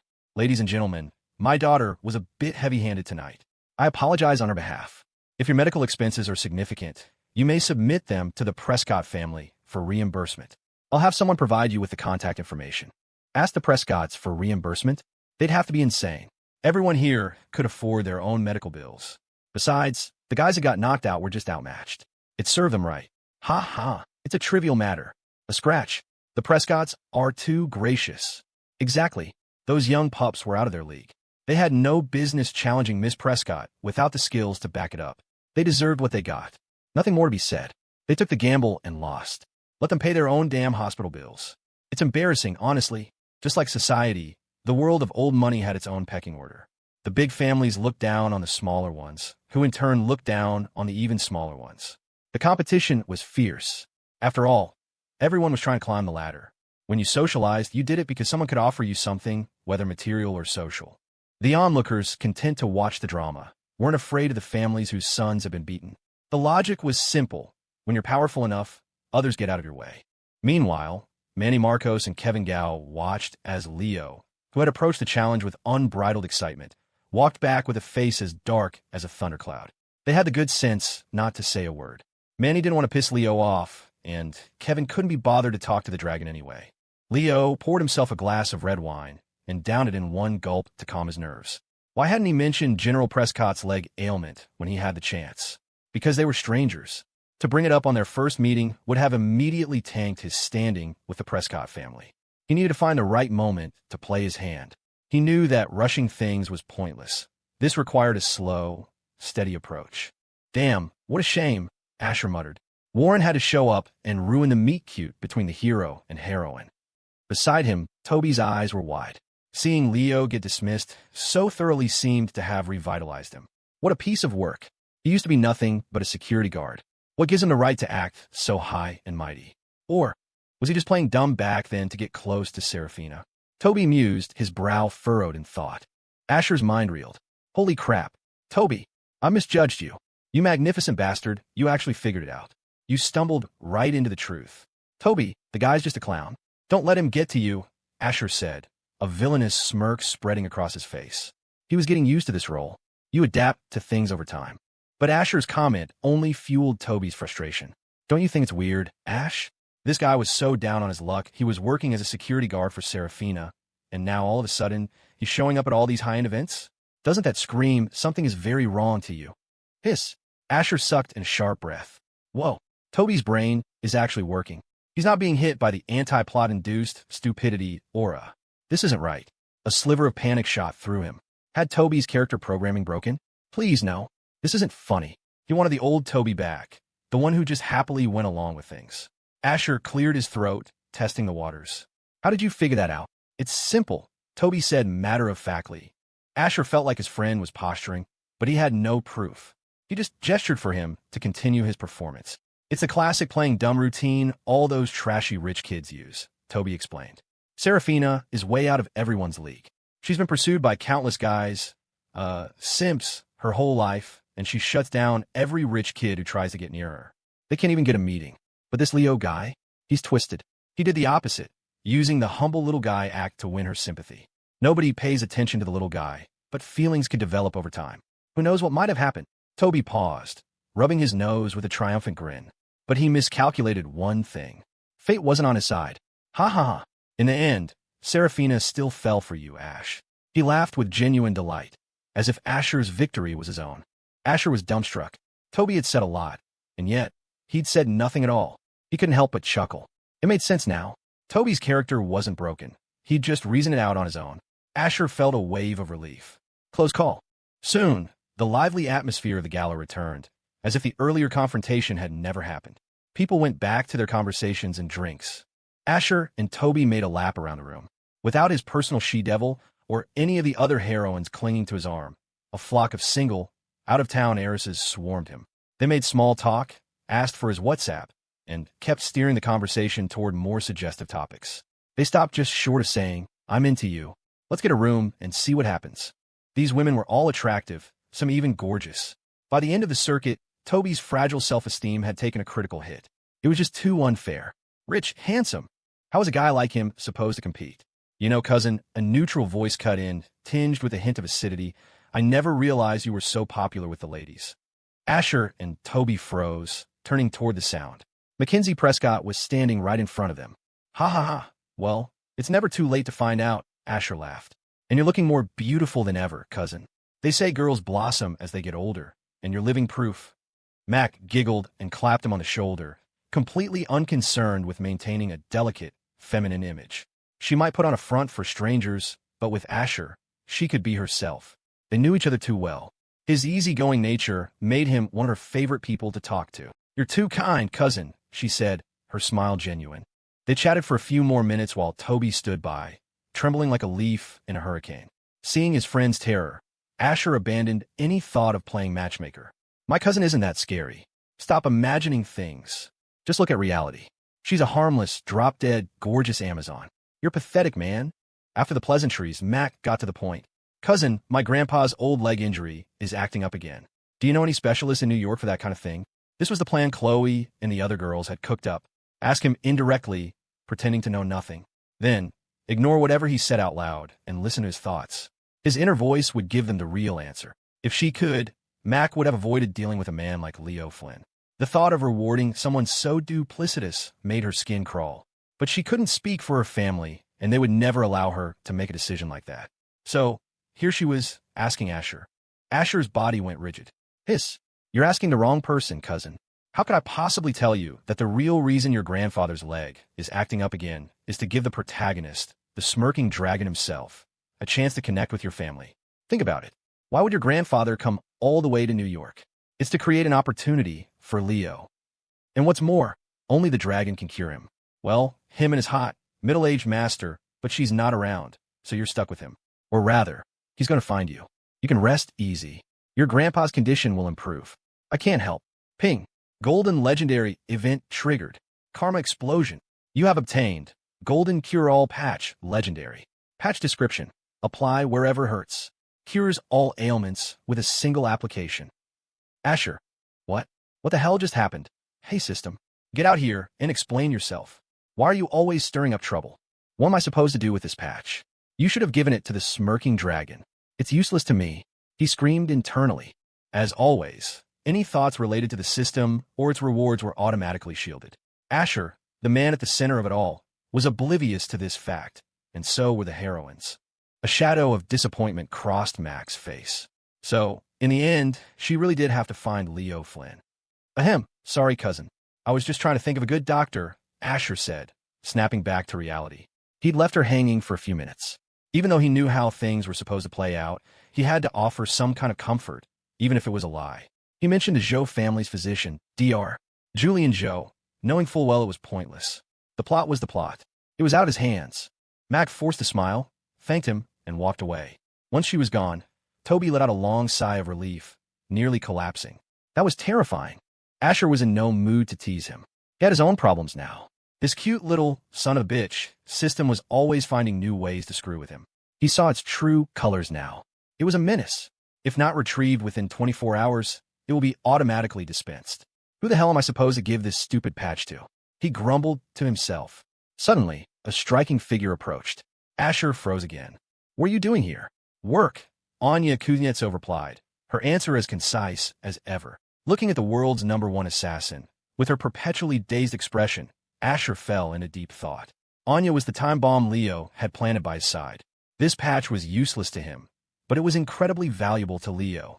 If this played out right, Leo could not only win General Prescott's favor, but also score major points with his cousin. Yes. The more Asher thought about it, the more excited he became. I got it. He turned to the still recovering Toby. Toby, I need to discuss something with my bodyguard.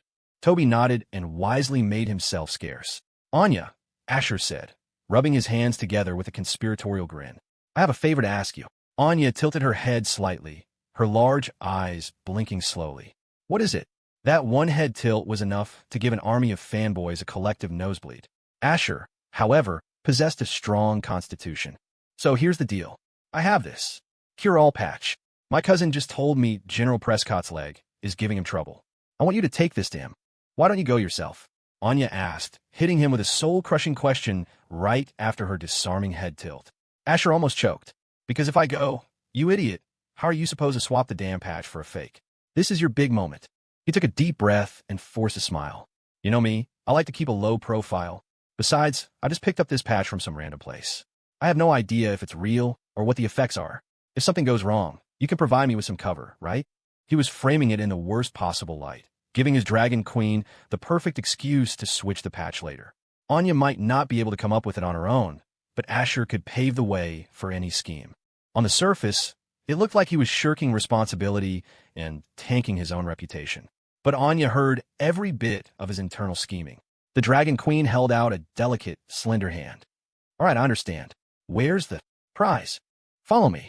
I'll pull it out for you, Asher said after a moment's thought. The system was a giant reality-breaking glitch. While this world had its share of ancient martial arts, pulling objects out of thin air was something out of fantasy novel. Even the perpetually stoic Dragon Queen might be shocked into a stupor. To avoid that, Asher decided to take her somewhere private. Okay, Anya nodded, falling in a step behind him like a dutiful shadow. Elsewhere at the gala, Mac was wandering aimlessly. A 10-foot-wide bubble of personal space formed around her. After she'd flattened a few of the airs, the rest of the rowdy young men had quieted down considerably, huddling together like quails. The terms for winning her hand were clear. Did they have what it takes? They knew the answer. Is that Leo Flynn really the only one who can treat Grandpa's leg? She muttered to herself, her brow furrowed. Why does it have to be him? Why can't anyone else do it? Was it just because he was the protagonist? Did they all have to revolve around him? Like most of the other heroines, Mac initially struggled to accept this reality. It took time for her worldview to shatter and then reassemble itself. Eventually, she had gotten used to it. Mac approached a long table laden with food and drink. She reached for a bottle of red wine. At the exact same moment, another hand reached for it, their fingers brushing against the cool glass. Oh, HM. They looked at each other and both froze. Mac's brow twitched almost imperceptibly. What rotten luck. Of all the people to run into, it had to be Leo Flynn. My cousin's premonitions are scarily accurate. Leo's thoughts were the complete opposite. Talk about seeking far and wide for something that's right under your nose. He could run into Mackenzie Prescott, even here. It had to be his heaven-defying luck kicking in again. The universe was on his side. He'd only come over here to clear his head, and yet, here she was. This was a golden opportunity. A roguish smirk touched Leo's lips as he feigned a look of pleasant surprise. Fancy meeting you here again, Miss Prescott. What a coincidence, wouldn't you say? As he spoke, he fought to keep his eyes from drifting down to her. More prominent features. And if his gaze did happen to slip, well, it wasn't his fault. She was just too captivating, too alluring. Who could possibly resist? So annoying, Mac thought. Huh, what a coincidence, she replied dryly. Leo saw his opening. What was the most important rule of pursuing a woman? Be bold, be attentive, and most importantly, be shameless. If you didn't have the courage to persistently pursue her, could you really say you loved her? He launched into a relentless stream of conversation, pouring her a glass of wine with what he considered to be the height of gentlemanly grace. Such a beautiful evening with such fine wine. Miss Prescott, do you dance? I would be honored if you would accept my sincere invitation for a dance. Max sipped the wine Leo had poured. Why would she be afraid of it being poisoned? In front of all these people, would he dare try something so crude? I'm sorry, I've never been much of a dancer. It doesn't interest me, she said, offering a polite but firm rejection. Leo waved it off. Don't be afraid. Just because you're not interested doesn't mean you can't try. It doesn't matter if you don't know how. I can teach you. His display brought a single phrase to Mac's mind. Unearned confidence. He didn't have half the charm or good looks of her cousin. Yet this painfully average man was overflowing with self-assurance. He seemed to think that if he simply extended an invitation, every woman in the world would swoon and follow his lead. A powerless woman might, but Mac was not that kind of woman. I think you may have misunderstood me, Mr. Flynn. Let me be clear. I have no interest in flashy, superficial moves. I prefer real substance. Flashy moves? An empty vessel? This was great. Leo's eyes lit up. He felt a sudden kinship with her, a sense of being truly understood. She gets me. She really gets me. I am a man of substance. He laughed, his confidence swelling. That's wonderful. I think we'll have a great deal to talk about. Mac's eye twitched. She clearly wasn't cut out for beating around the bush. Being direct was her nature. All this indirect talk just led to misunderstandings. It was so manipulative, neither rejecting him nor accepting him, just stringing him along. It was nauseating. Bang! Leo suddenly looked up, sensing the shift in her expression. Before she could speak, he adopted the air of a profound master. Miss Prescott, your grandfather, General Prescott, appears to be in good spirits. However, if I may be so bold, I've noticed that he walks differently from most people. It was a gamble. Speaking up might be disastrous, but not speaking up would be even worse. One wrong word, and it was all over. He had to take the risk. He'd noticed a pattern. All the exceptional women he was interested in had some connection, direct or indirect, to Asher Vance. When they were strangers, he had a chance. First impressions were everything. and Leo's specialty was leaving a good one. Once that positive impression was formed, people were naturally more inclined to accept you. Conversely, a bad first impression required far more effort to overcome. In the worst cases, it was game over. Mac's body went rigid, the movement sending a slight tremor through her. This Leo Flynn. There's actually something to him. For a moment, she was trapped, unsure of what to do. On one hand, she couldn't let her personal feelings get in the way of an opportunity to heal her grandfather. On the other hand, her gut was screaming that this man was bad news. Which path was the right one? She honestly didn't know. Leo keenly sensed Mac's internal conflict. She didn't argue, nor did she agree. She was frozen. What did that mean? It meant he was right. He was now, he'd say, 90% certain. He left that 10% margin of error for a graceful exit, just in case. After several seconds, Mac's sharp eyes locked onto him. Tell me, how did you know? If she hadn't already been given the script, so to speak, she would have been floored. As it was, she was still pretty shocked. The script was real. Her cousin hadn't been lying. It's simple, really, Leo said, suppressing a triumphant grin. He put on an air of nonchalant mastery and launched into a grand explanation, peppering his speech with obscure medical terms that no layperson could possibly understand. The method didn't matter. If you could talk someone into a daze, you had talent. Mac didn't understand a word he was saying, but she got the general impression. Either this guy was a genius, or he was incredibly skilled at spewing eloquent nonsense. Can you treat it? She cut in, interrupting his self-aggrandizing monologue. Leo paused, then smiled thoughtfully. I have studied medicine for several years. While I wouldn't claim to be a miracle worker, I would be willing to try. It was a beautifully crafted non-answer. Translated, it meant, I know some stuff, but I'm not a god. If I fail, it's not for a lack of effort. But if I succeed, the rewards will be great. After a moment of hesitation, Mac made her decision. Heal Grandpa first, deal with the rest later. She'd cross that bridge when she came to it. Fine, come with me. Mac wasn't one to waver.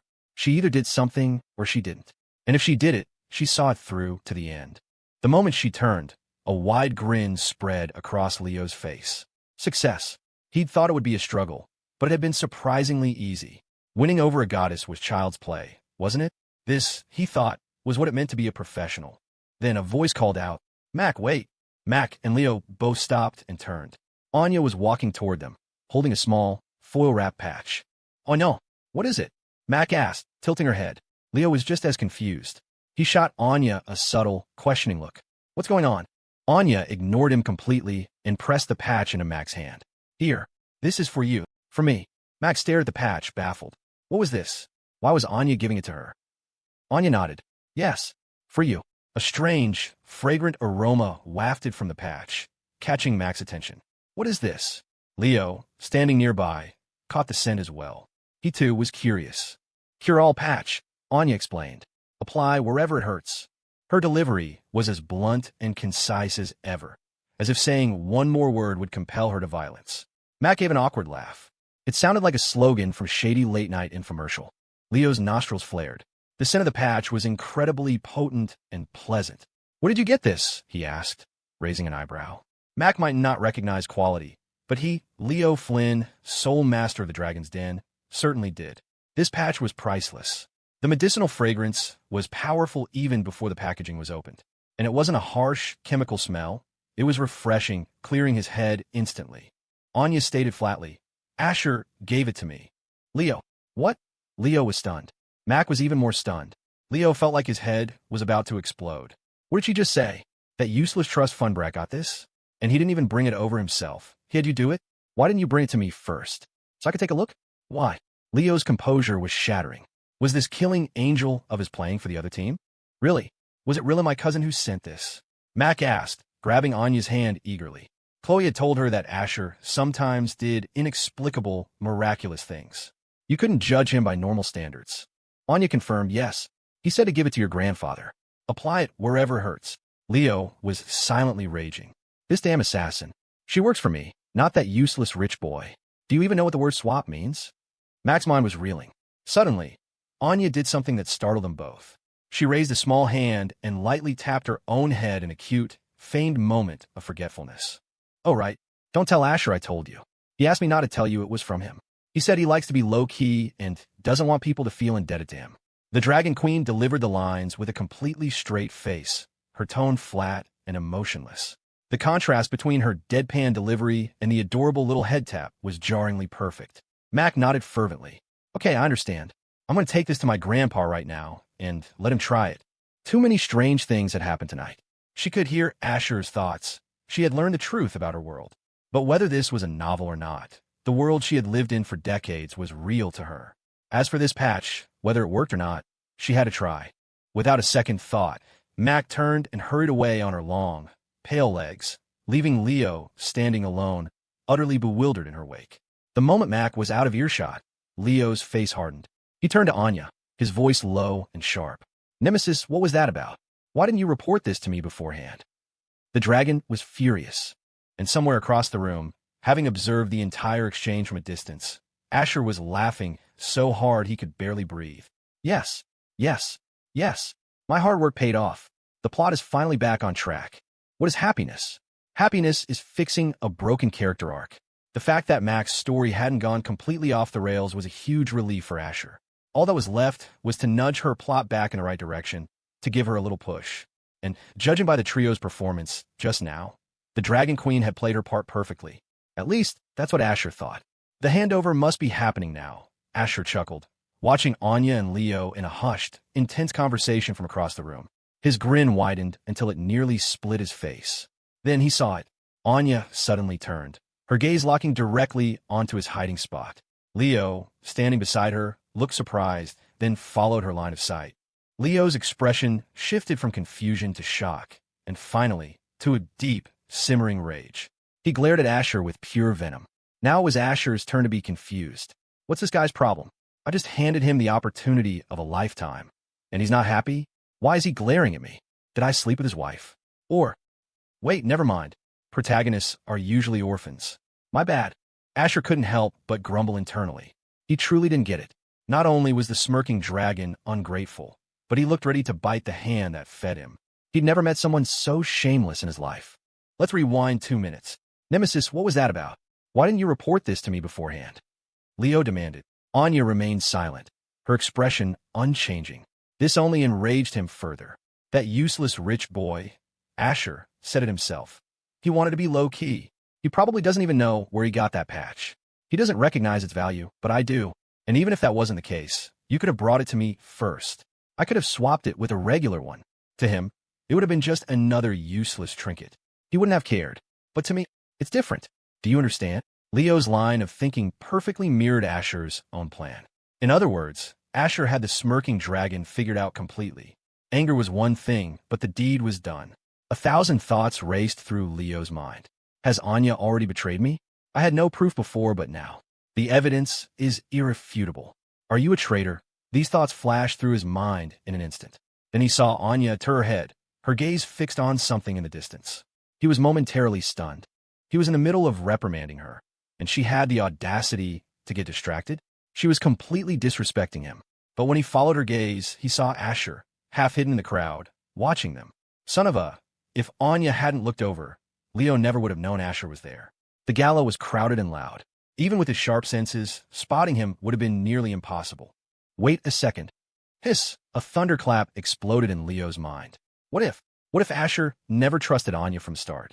What if he just made up some excuse to give her the patch, then hid in the shadows to see what she would do? If Anya had done anything out of line, her credibility with Asher would have dropped to zero, or even into the negatives. Damn it, that sneaky, backstabbing bastard. He's playing 4D chess. His intentions are so malicious. What a monster! Leo shot a few more venomous glares in Asher's direction. Then, his expression changed in an instant. He pretended he didn't know Anya at all, as if he had just been a stranger asking for directions. As for what they'd said, Asher was too far away to hear. The most important thing now was to distance himself from her, to feign ignorance. It was a pathetic attempt at self-deception, but it was all he had. He threw one last glare at Anya, for show. She had proven her loyalty, after all, by being forced into this situation. For those who supported him, the dragon could be very forgiving. Tell him I coerced you, he hissed. Figure out the rest of the story yourself. I'm leaving. With that, he plastered his signature smirk back on his face and walked away. The scene left Asher completely bewildered. It also managed to briefly confuse the Dragon Queen, though you wouldn't know it from her blank expression. A few moments later, Anya was standing beside Asher. Asher opened his mouth, then closed it, He really wanted to pretend he hadn't seen anything. Please, continue your secret agent business. But while the Dragon Queen might be an airhead, she wasn't stupid. Asher gathered his thoughts. What? What did Leo say to you just now? From any normal person's perspective, it was a perfectly reasonable question. Not asking would be stranger. He said he was coercing me. Anya replied honestly. Huh? What? I ask you what he said, and you actually tell me. Asher fell into a thoughtful silence, trying to parse her words. But then he stopped. He couldn't be bothered to think that hard. The Dragon Queen had clearly completed the mission he'd given her. Hey. Why else would Leo have been so angry? It was obvious. When the man himself, Asher, caught them in the act, Leo first got defensive to better distance himself from his agent. In reality, if Leo had just given him a nod or a signal, Asher wouldn't have cared in the slightest. All right, I get it. Did you get done what I asked you to do? It's done. Perfect. Extra dessert for you tonight. A genuine, heartfelt smile spread across Asher's face. He was truly happy. I knew I could count on you, my Dragon Queen, the protagonist's #1 assassin. With you by my side, ready to take my life at any moment, I can finally rest easy. Hey. And with that, my cousin's plotline is secure. Everything will get back on track. The Dragon Queen's contribution to this was immeasurable. Ping. Congratulations, host. You have received 1 lottery ticket. Automatically redeeming now. You have one. Thank you for playing. Please try again next time. Thank you for playing? What the hell? Had even the system started getting stingy? Asher scoffed. 5 minutes ago, he would have unleashed a string of curses. But now, it didn't matter. The Dragon Queen had given him a wonderful surprise. You said extra dessert. I want an extra day of the greeting ritual, Anya stated, her face a perfect mask of indifference. Asher, if he had sinned, please let the smirking dragon be the one to punish him. Not this. Don't let the Dragon Queen torture him with her affection. No, this couldn't even be called affection. A kiss from her was a weapon. A gentle assassination. Asher rubbed his nose, an uneasy smile on his face. Anya, how about I treat you to a fancy dinner instead? No, Kobe beef. No, Loasafant. No, greeting ritual. Yes. The Dragon Queen hesitated for a fraction of a second before correcting herself. She placed a hand on Asher's shoulder. His face turned green. Whoa, here? Now? Are you crazy? He hissed, quickly grabbing her hand to stop her. This was not the time or place. In front of all these people, if word got out, what would happen to her reputation as the world's greatest assassin? Fine. I promise. Tonight, when we get back, you got it. Asher said, the words tumbling out of his mouth. He was terrified that if he hesitated for even a second, she would go for it right there in the middle of the gala. Ha. Wallace, why didn't you call and tell me yourself? I didn't even bring a proper gift. Are you trying to say we're not family? General Prescott feigned indignation. Lawrence Vance quickly smoothed things over with a laugh. General, I was afraid your gift would be too extravagant for that brat of mine. He doesn't deserve it. It was a deft move, using Asher as a shield. What was the point of having a son if you couldn't use him as a scapegoat? Eleanor, standing beside him, smiled graciously. A wedding was a monumental event. You couldn't just change the date on a whim. The Vances were a major family. Moving the date up would leave their guests scrambling. What if they had other important commitments? Money couldn't solve everything, though it certainly helped. Dad, I'm sure Mr. and Mrs. Vance didn't mean anything by it, Warren Prescott interjected. Perhaps this Zhou family's daughter is so exceptional that they couldn't wait to make it official. Lawrence shot him a grateful look. Brothers in arms. He was right on the money. Eleanor just smiled. All three of them looked toward the old general. Oomph. General Prescott's mustache bristled. This time, he was genuinely displeased. The mood in the room grew tense. The general glared at his son. Look at you. Asher is getting married. And what about our Mackenzie? Your friend here knows how to pressure his son. Why don't you ever pressure yours? When am I going to get to hold a great-grandchild? The general launched into a tirade. Warren hung his head, murmuring agreement to everything. His posture was one of absolute humility. What could he do? This was his father. Warren's frustration, in turn, was directed squarely at his daughter. Though Mac was a woman, he had always trained her like a man. In fact, she was the one who later demanded an even stricter regimen. His daughter was perfect in every way, except for her complete lack of interest in starting a family. And a woman's situation was different from a man's. A man could have children at any age. An 80-year-old man with a young bride was seen as virile, a bit eccentric maybe, but not a freak. But a woman in her 40s or 50s having a child was considered high risk. At 60, she'd be labeled a monster. The Prescott family was anxious for Mac to marry as soon as possible. Now it was the Van Cess' turn to placate the general. Wallace, you can't rush these things, Lawrence said. A girl as wonderful as Mac will find her other half. He's right, Eleanor added. She shouldn't just settle for anyone. We can introduce her to some friends, see if anyone clicks. Exactly. You can't force love. Look at Scarlett. She wasn't interested in our Asher at first, but now look at them. Lawrence and Eleanor's words were meant to be comforting, but to Warren, they sounded like bragging. He seethed with frustration. My daughter is going to be the death of me. It's your fault, Mac, he thought. Now I'm getting lectured again. Just wait until you get back. I'll give you a piece of my mind. As if on cue, a familiar, androgynous voice rang out. Grandpa, look what I brought you. It's something amazing. Huh? Why is everyone here? Mr. Vance, Mrs. Vance, you're here too. Mac stopped in her tracks. The smile on her face froze, replaced by confusion. She looked at her father, whose face was so dark it could have been mined for coal. She didn't need an explanation. She knew exactly why he looked like that. Where have you been? Warren demanded. Mac flinched. I was with my cousin. Your cousin is getting married in a few days. And what about you? Warren snapped, crossing his arms. His expression was a mixture of disappointment and impatience. When are you going to get your act together and either get out of this house or bring a son-in-law into it? What? That soon? Mac's jaw dropped. She thought she had more time. Had she gotten the date wrong? Warren's eyelid twitched. He was almost too embarrassed to admit this was his daughter. Thank God he had 2 sons. But it was his eldest daughter who caused him the most grief. I don't care what you do. In 1 month, I want to meet my future son-in-law. Otherwise, you're out of this family. Crack. Mac felt her heart shatter. Was he serious? A month? Where was she supposed to find her future husband in a month? A year, maybe? No, even a year wasn't enough. Tears welled up in her eyes. Her father had been angry before, but he'd never threatened to kick her out. Now, every other word was about disowning her. She didn't want to leave. Helpless, she turned to her grandfather, her eyes pleading for support. But the general, sensing her gaze, deliberately looked away, a silent refusal to intervene. It was another critical hit. Eleanor smiled gently and placed a hand on Mac's shoulder. You can't rush matters of the heart. When you meet the right person, it happens quickly. If you haven't, there's no need to worry.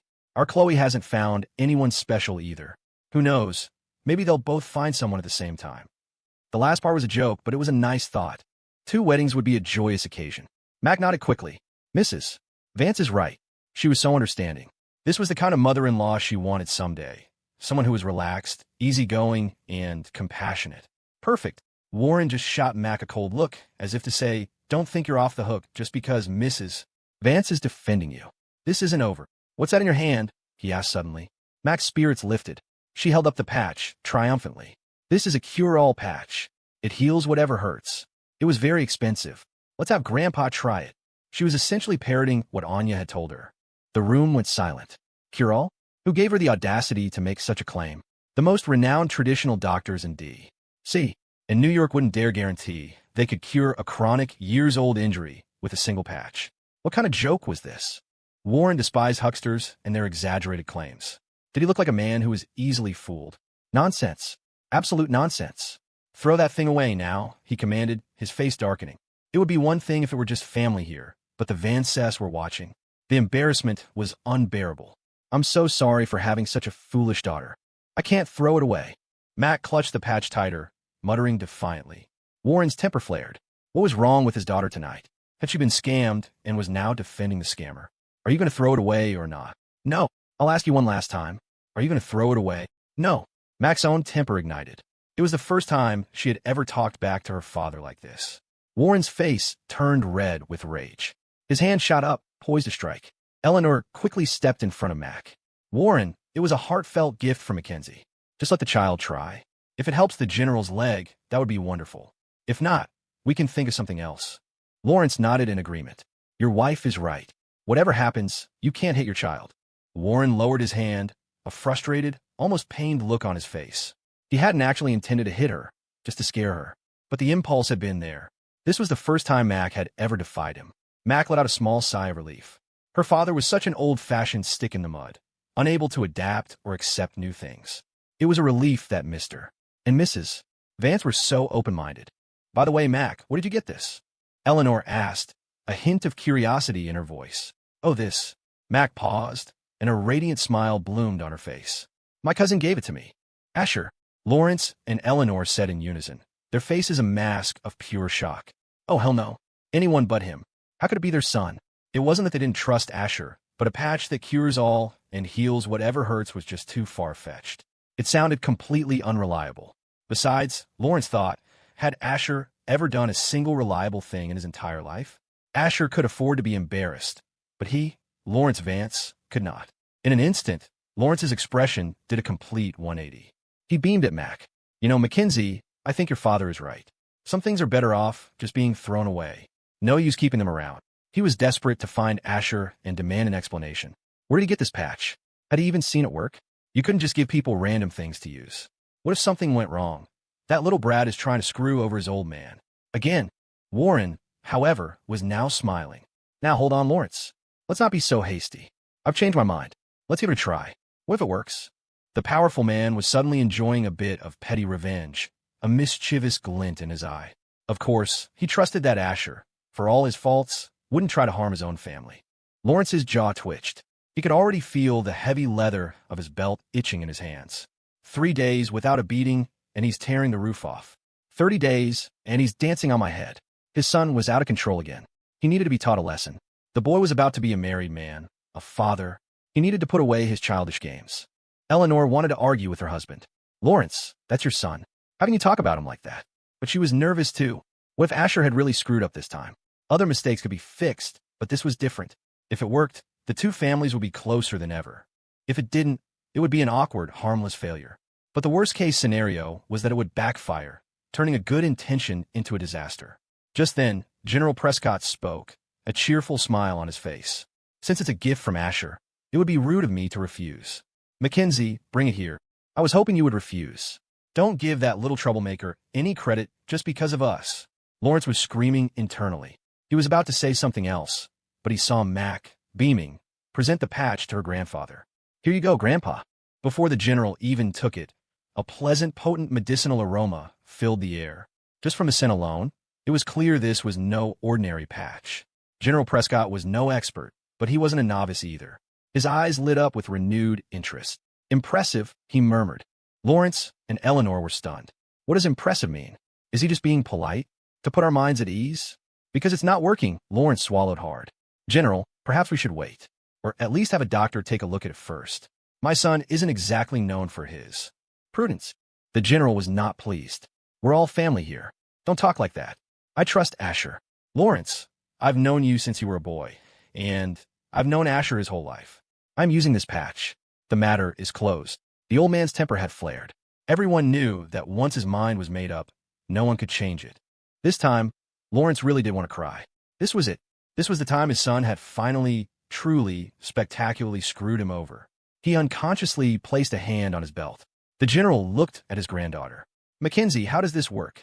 Max smiled and pulled over a chair. Sit here, Grandpa. I'll help you. You just have to stick it on. She was thrilled that her grandfather trusted Asher so much. Her cousin was a good person. What bad intentions could he possibly have? That Leo Flynn, on the other hand. He looked decent, but he was full of dirty tricks. All right, go ahead. The general handed the patch to her. As Mac took it, her heart began to race. Sometimes the easiest-looking tasks become terrifying when you actually have to do them. It was her first time, and she had no experience. She bit her lip and took a deep breath. Here goes nothing. I believe in my cousin. Lawrence and Eleanor watched, their nerves frayed. Warren was calmer. He didn't believe Asher would intentionally harm his own family. Mac knelt down, tore open the foil packet, and applied the patch to the general's injured thigh, right over a long, vicious-looking scar.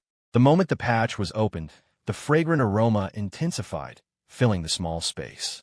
As it made contact with the skin, the general felt a cool, soothing sensation spread through his leg.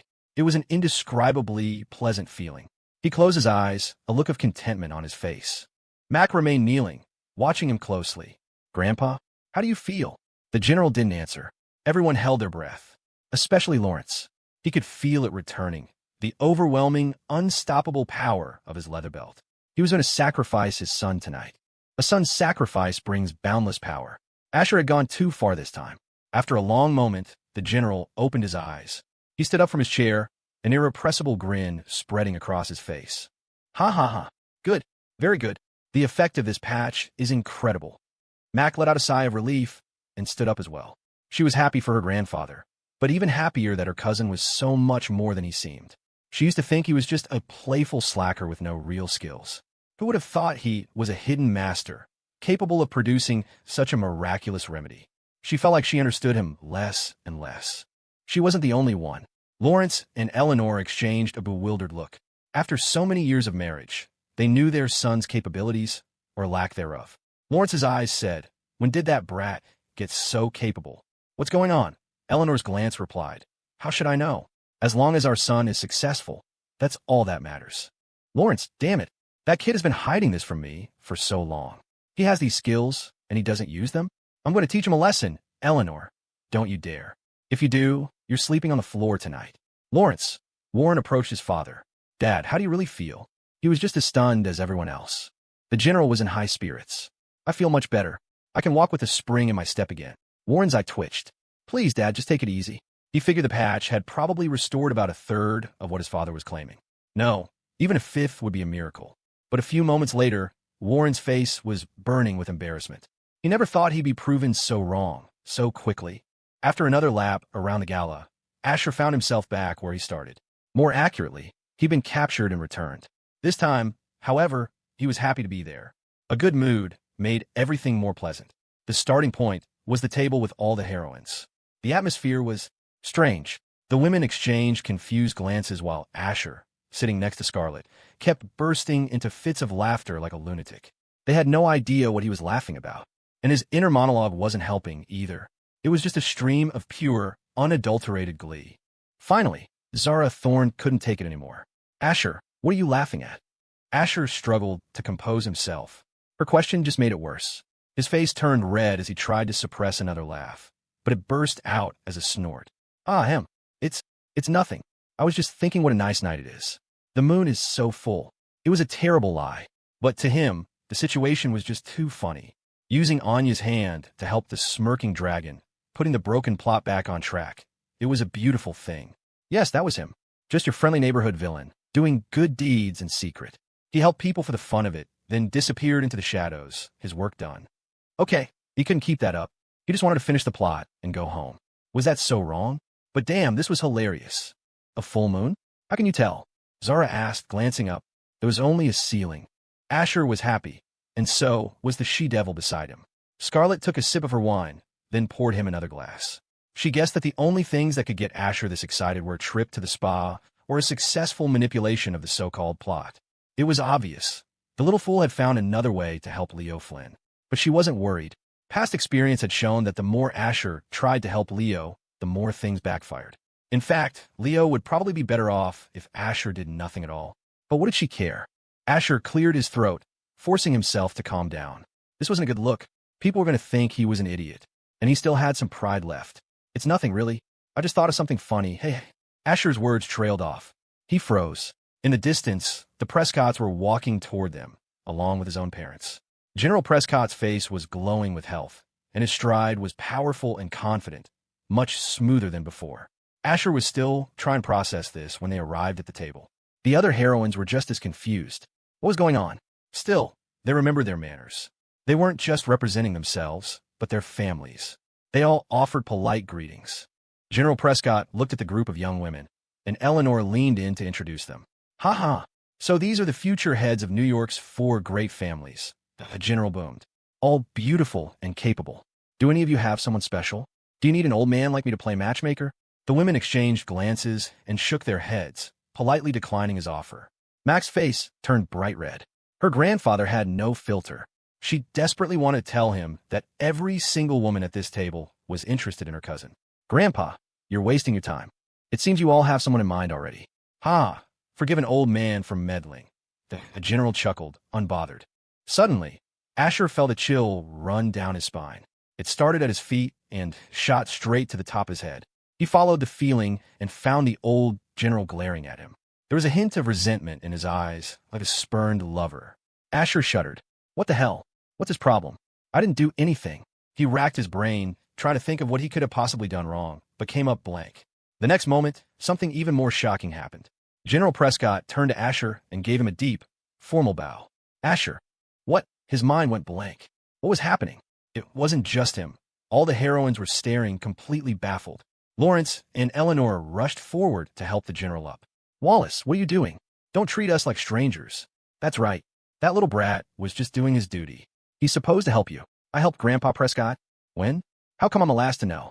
Asher was utterly lost. The general continued, his voice full of gratitude. Asher, that cure-all patch of yours is truly miraculous.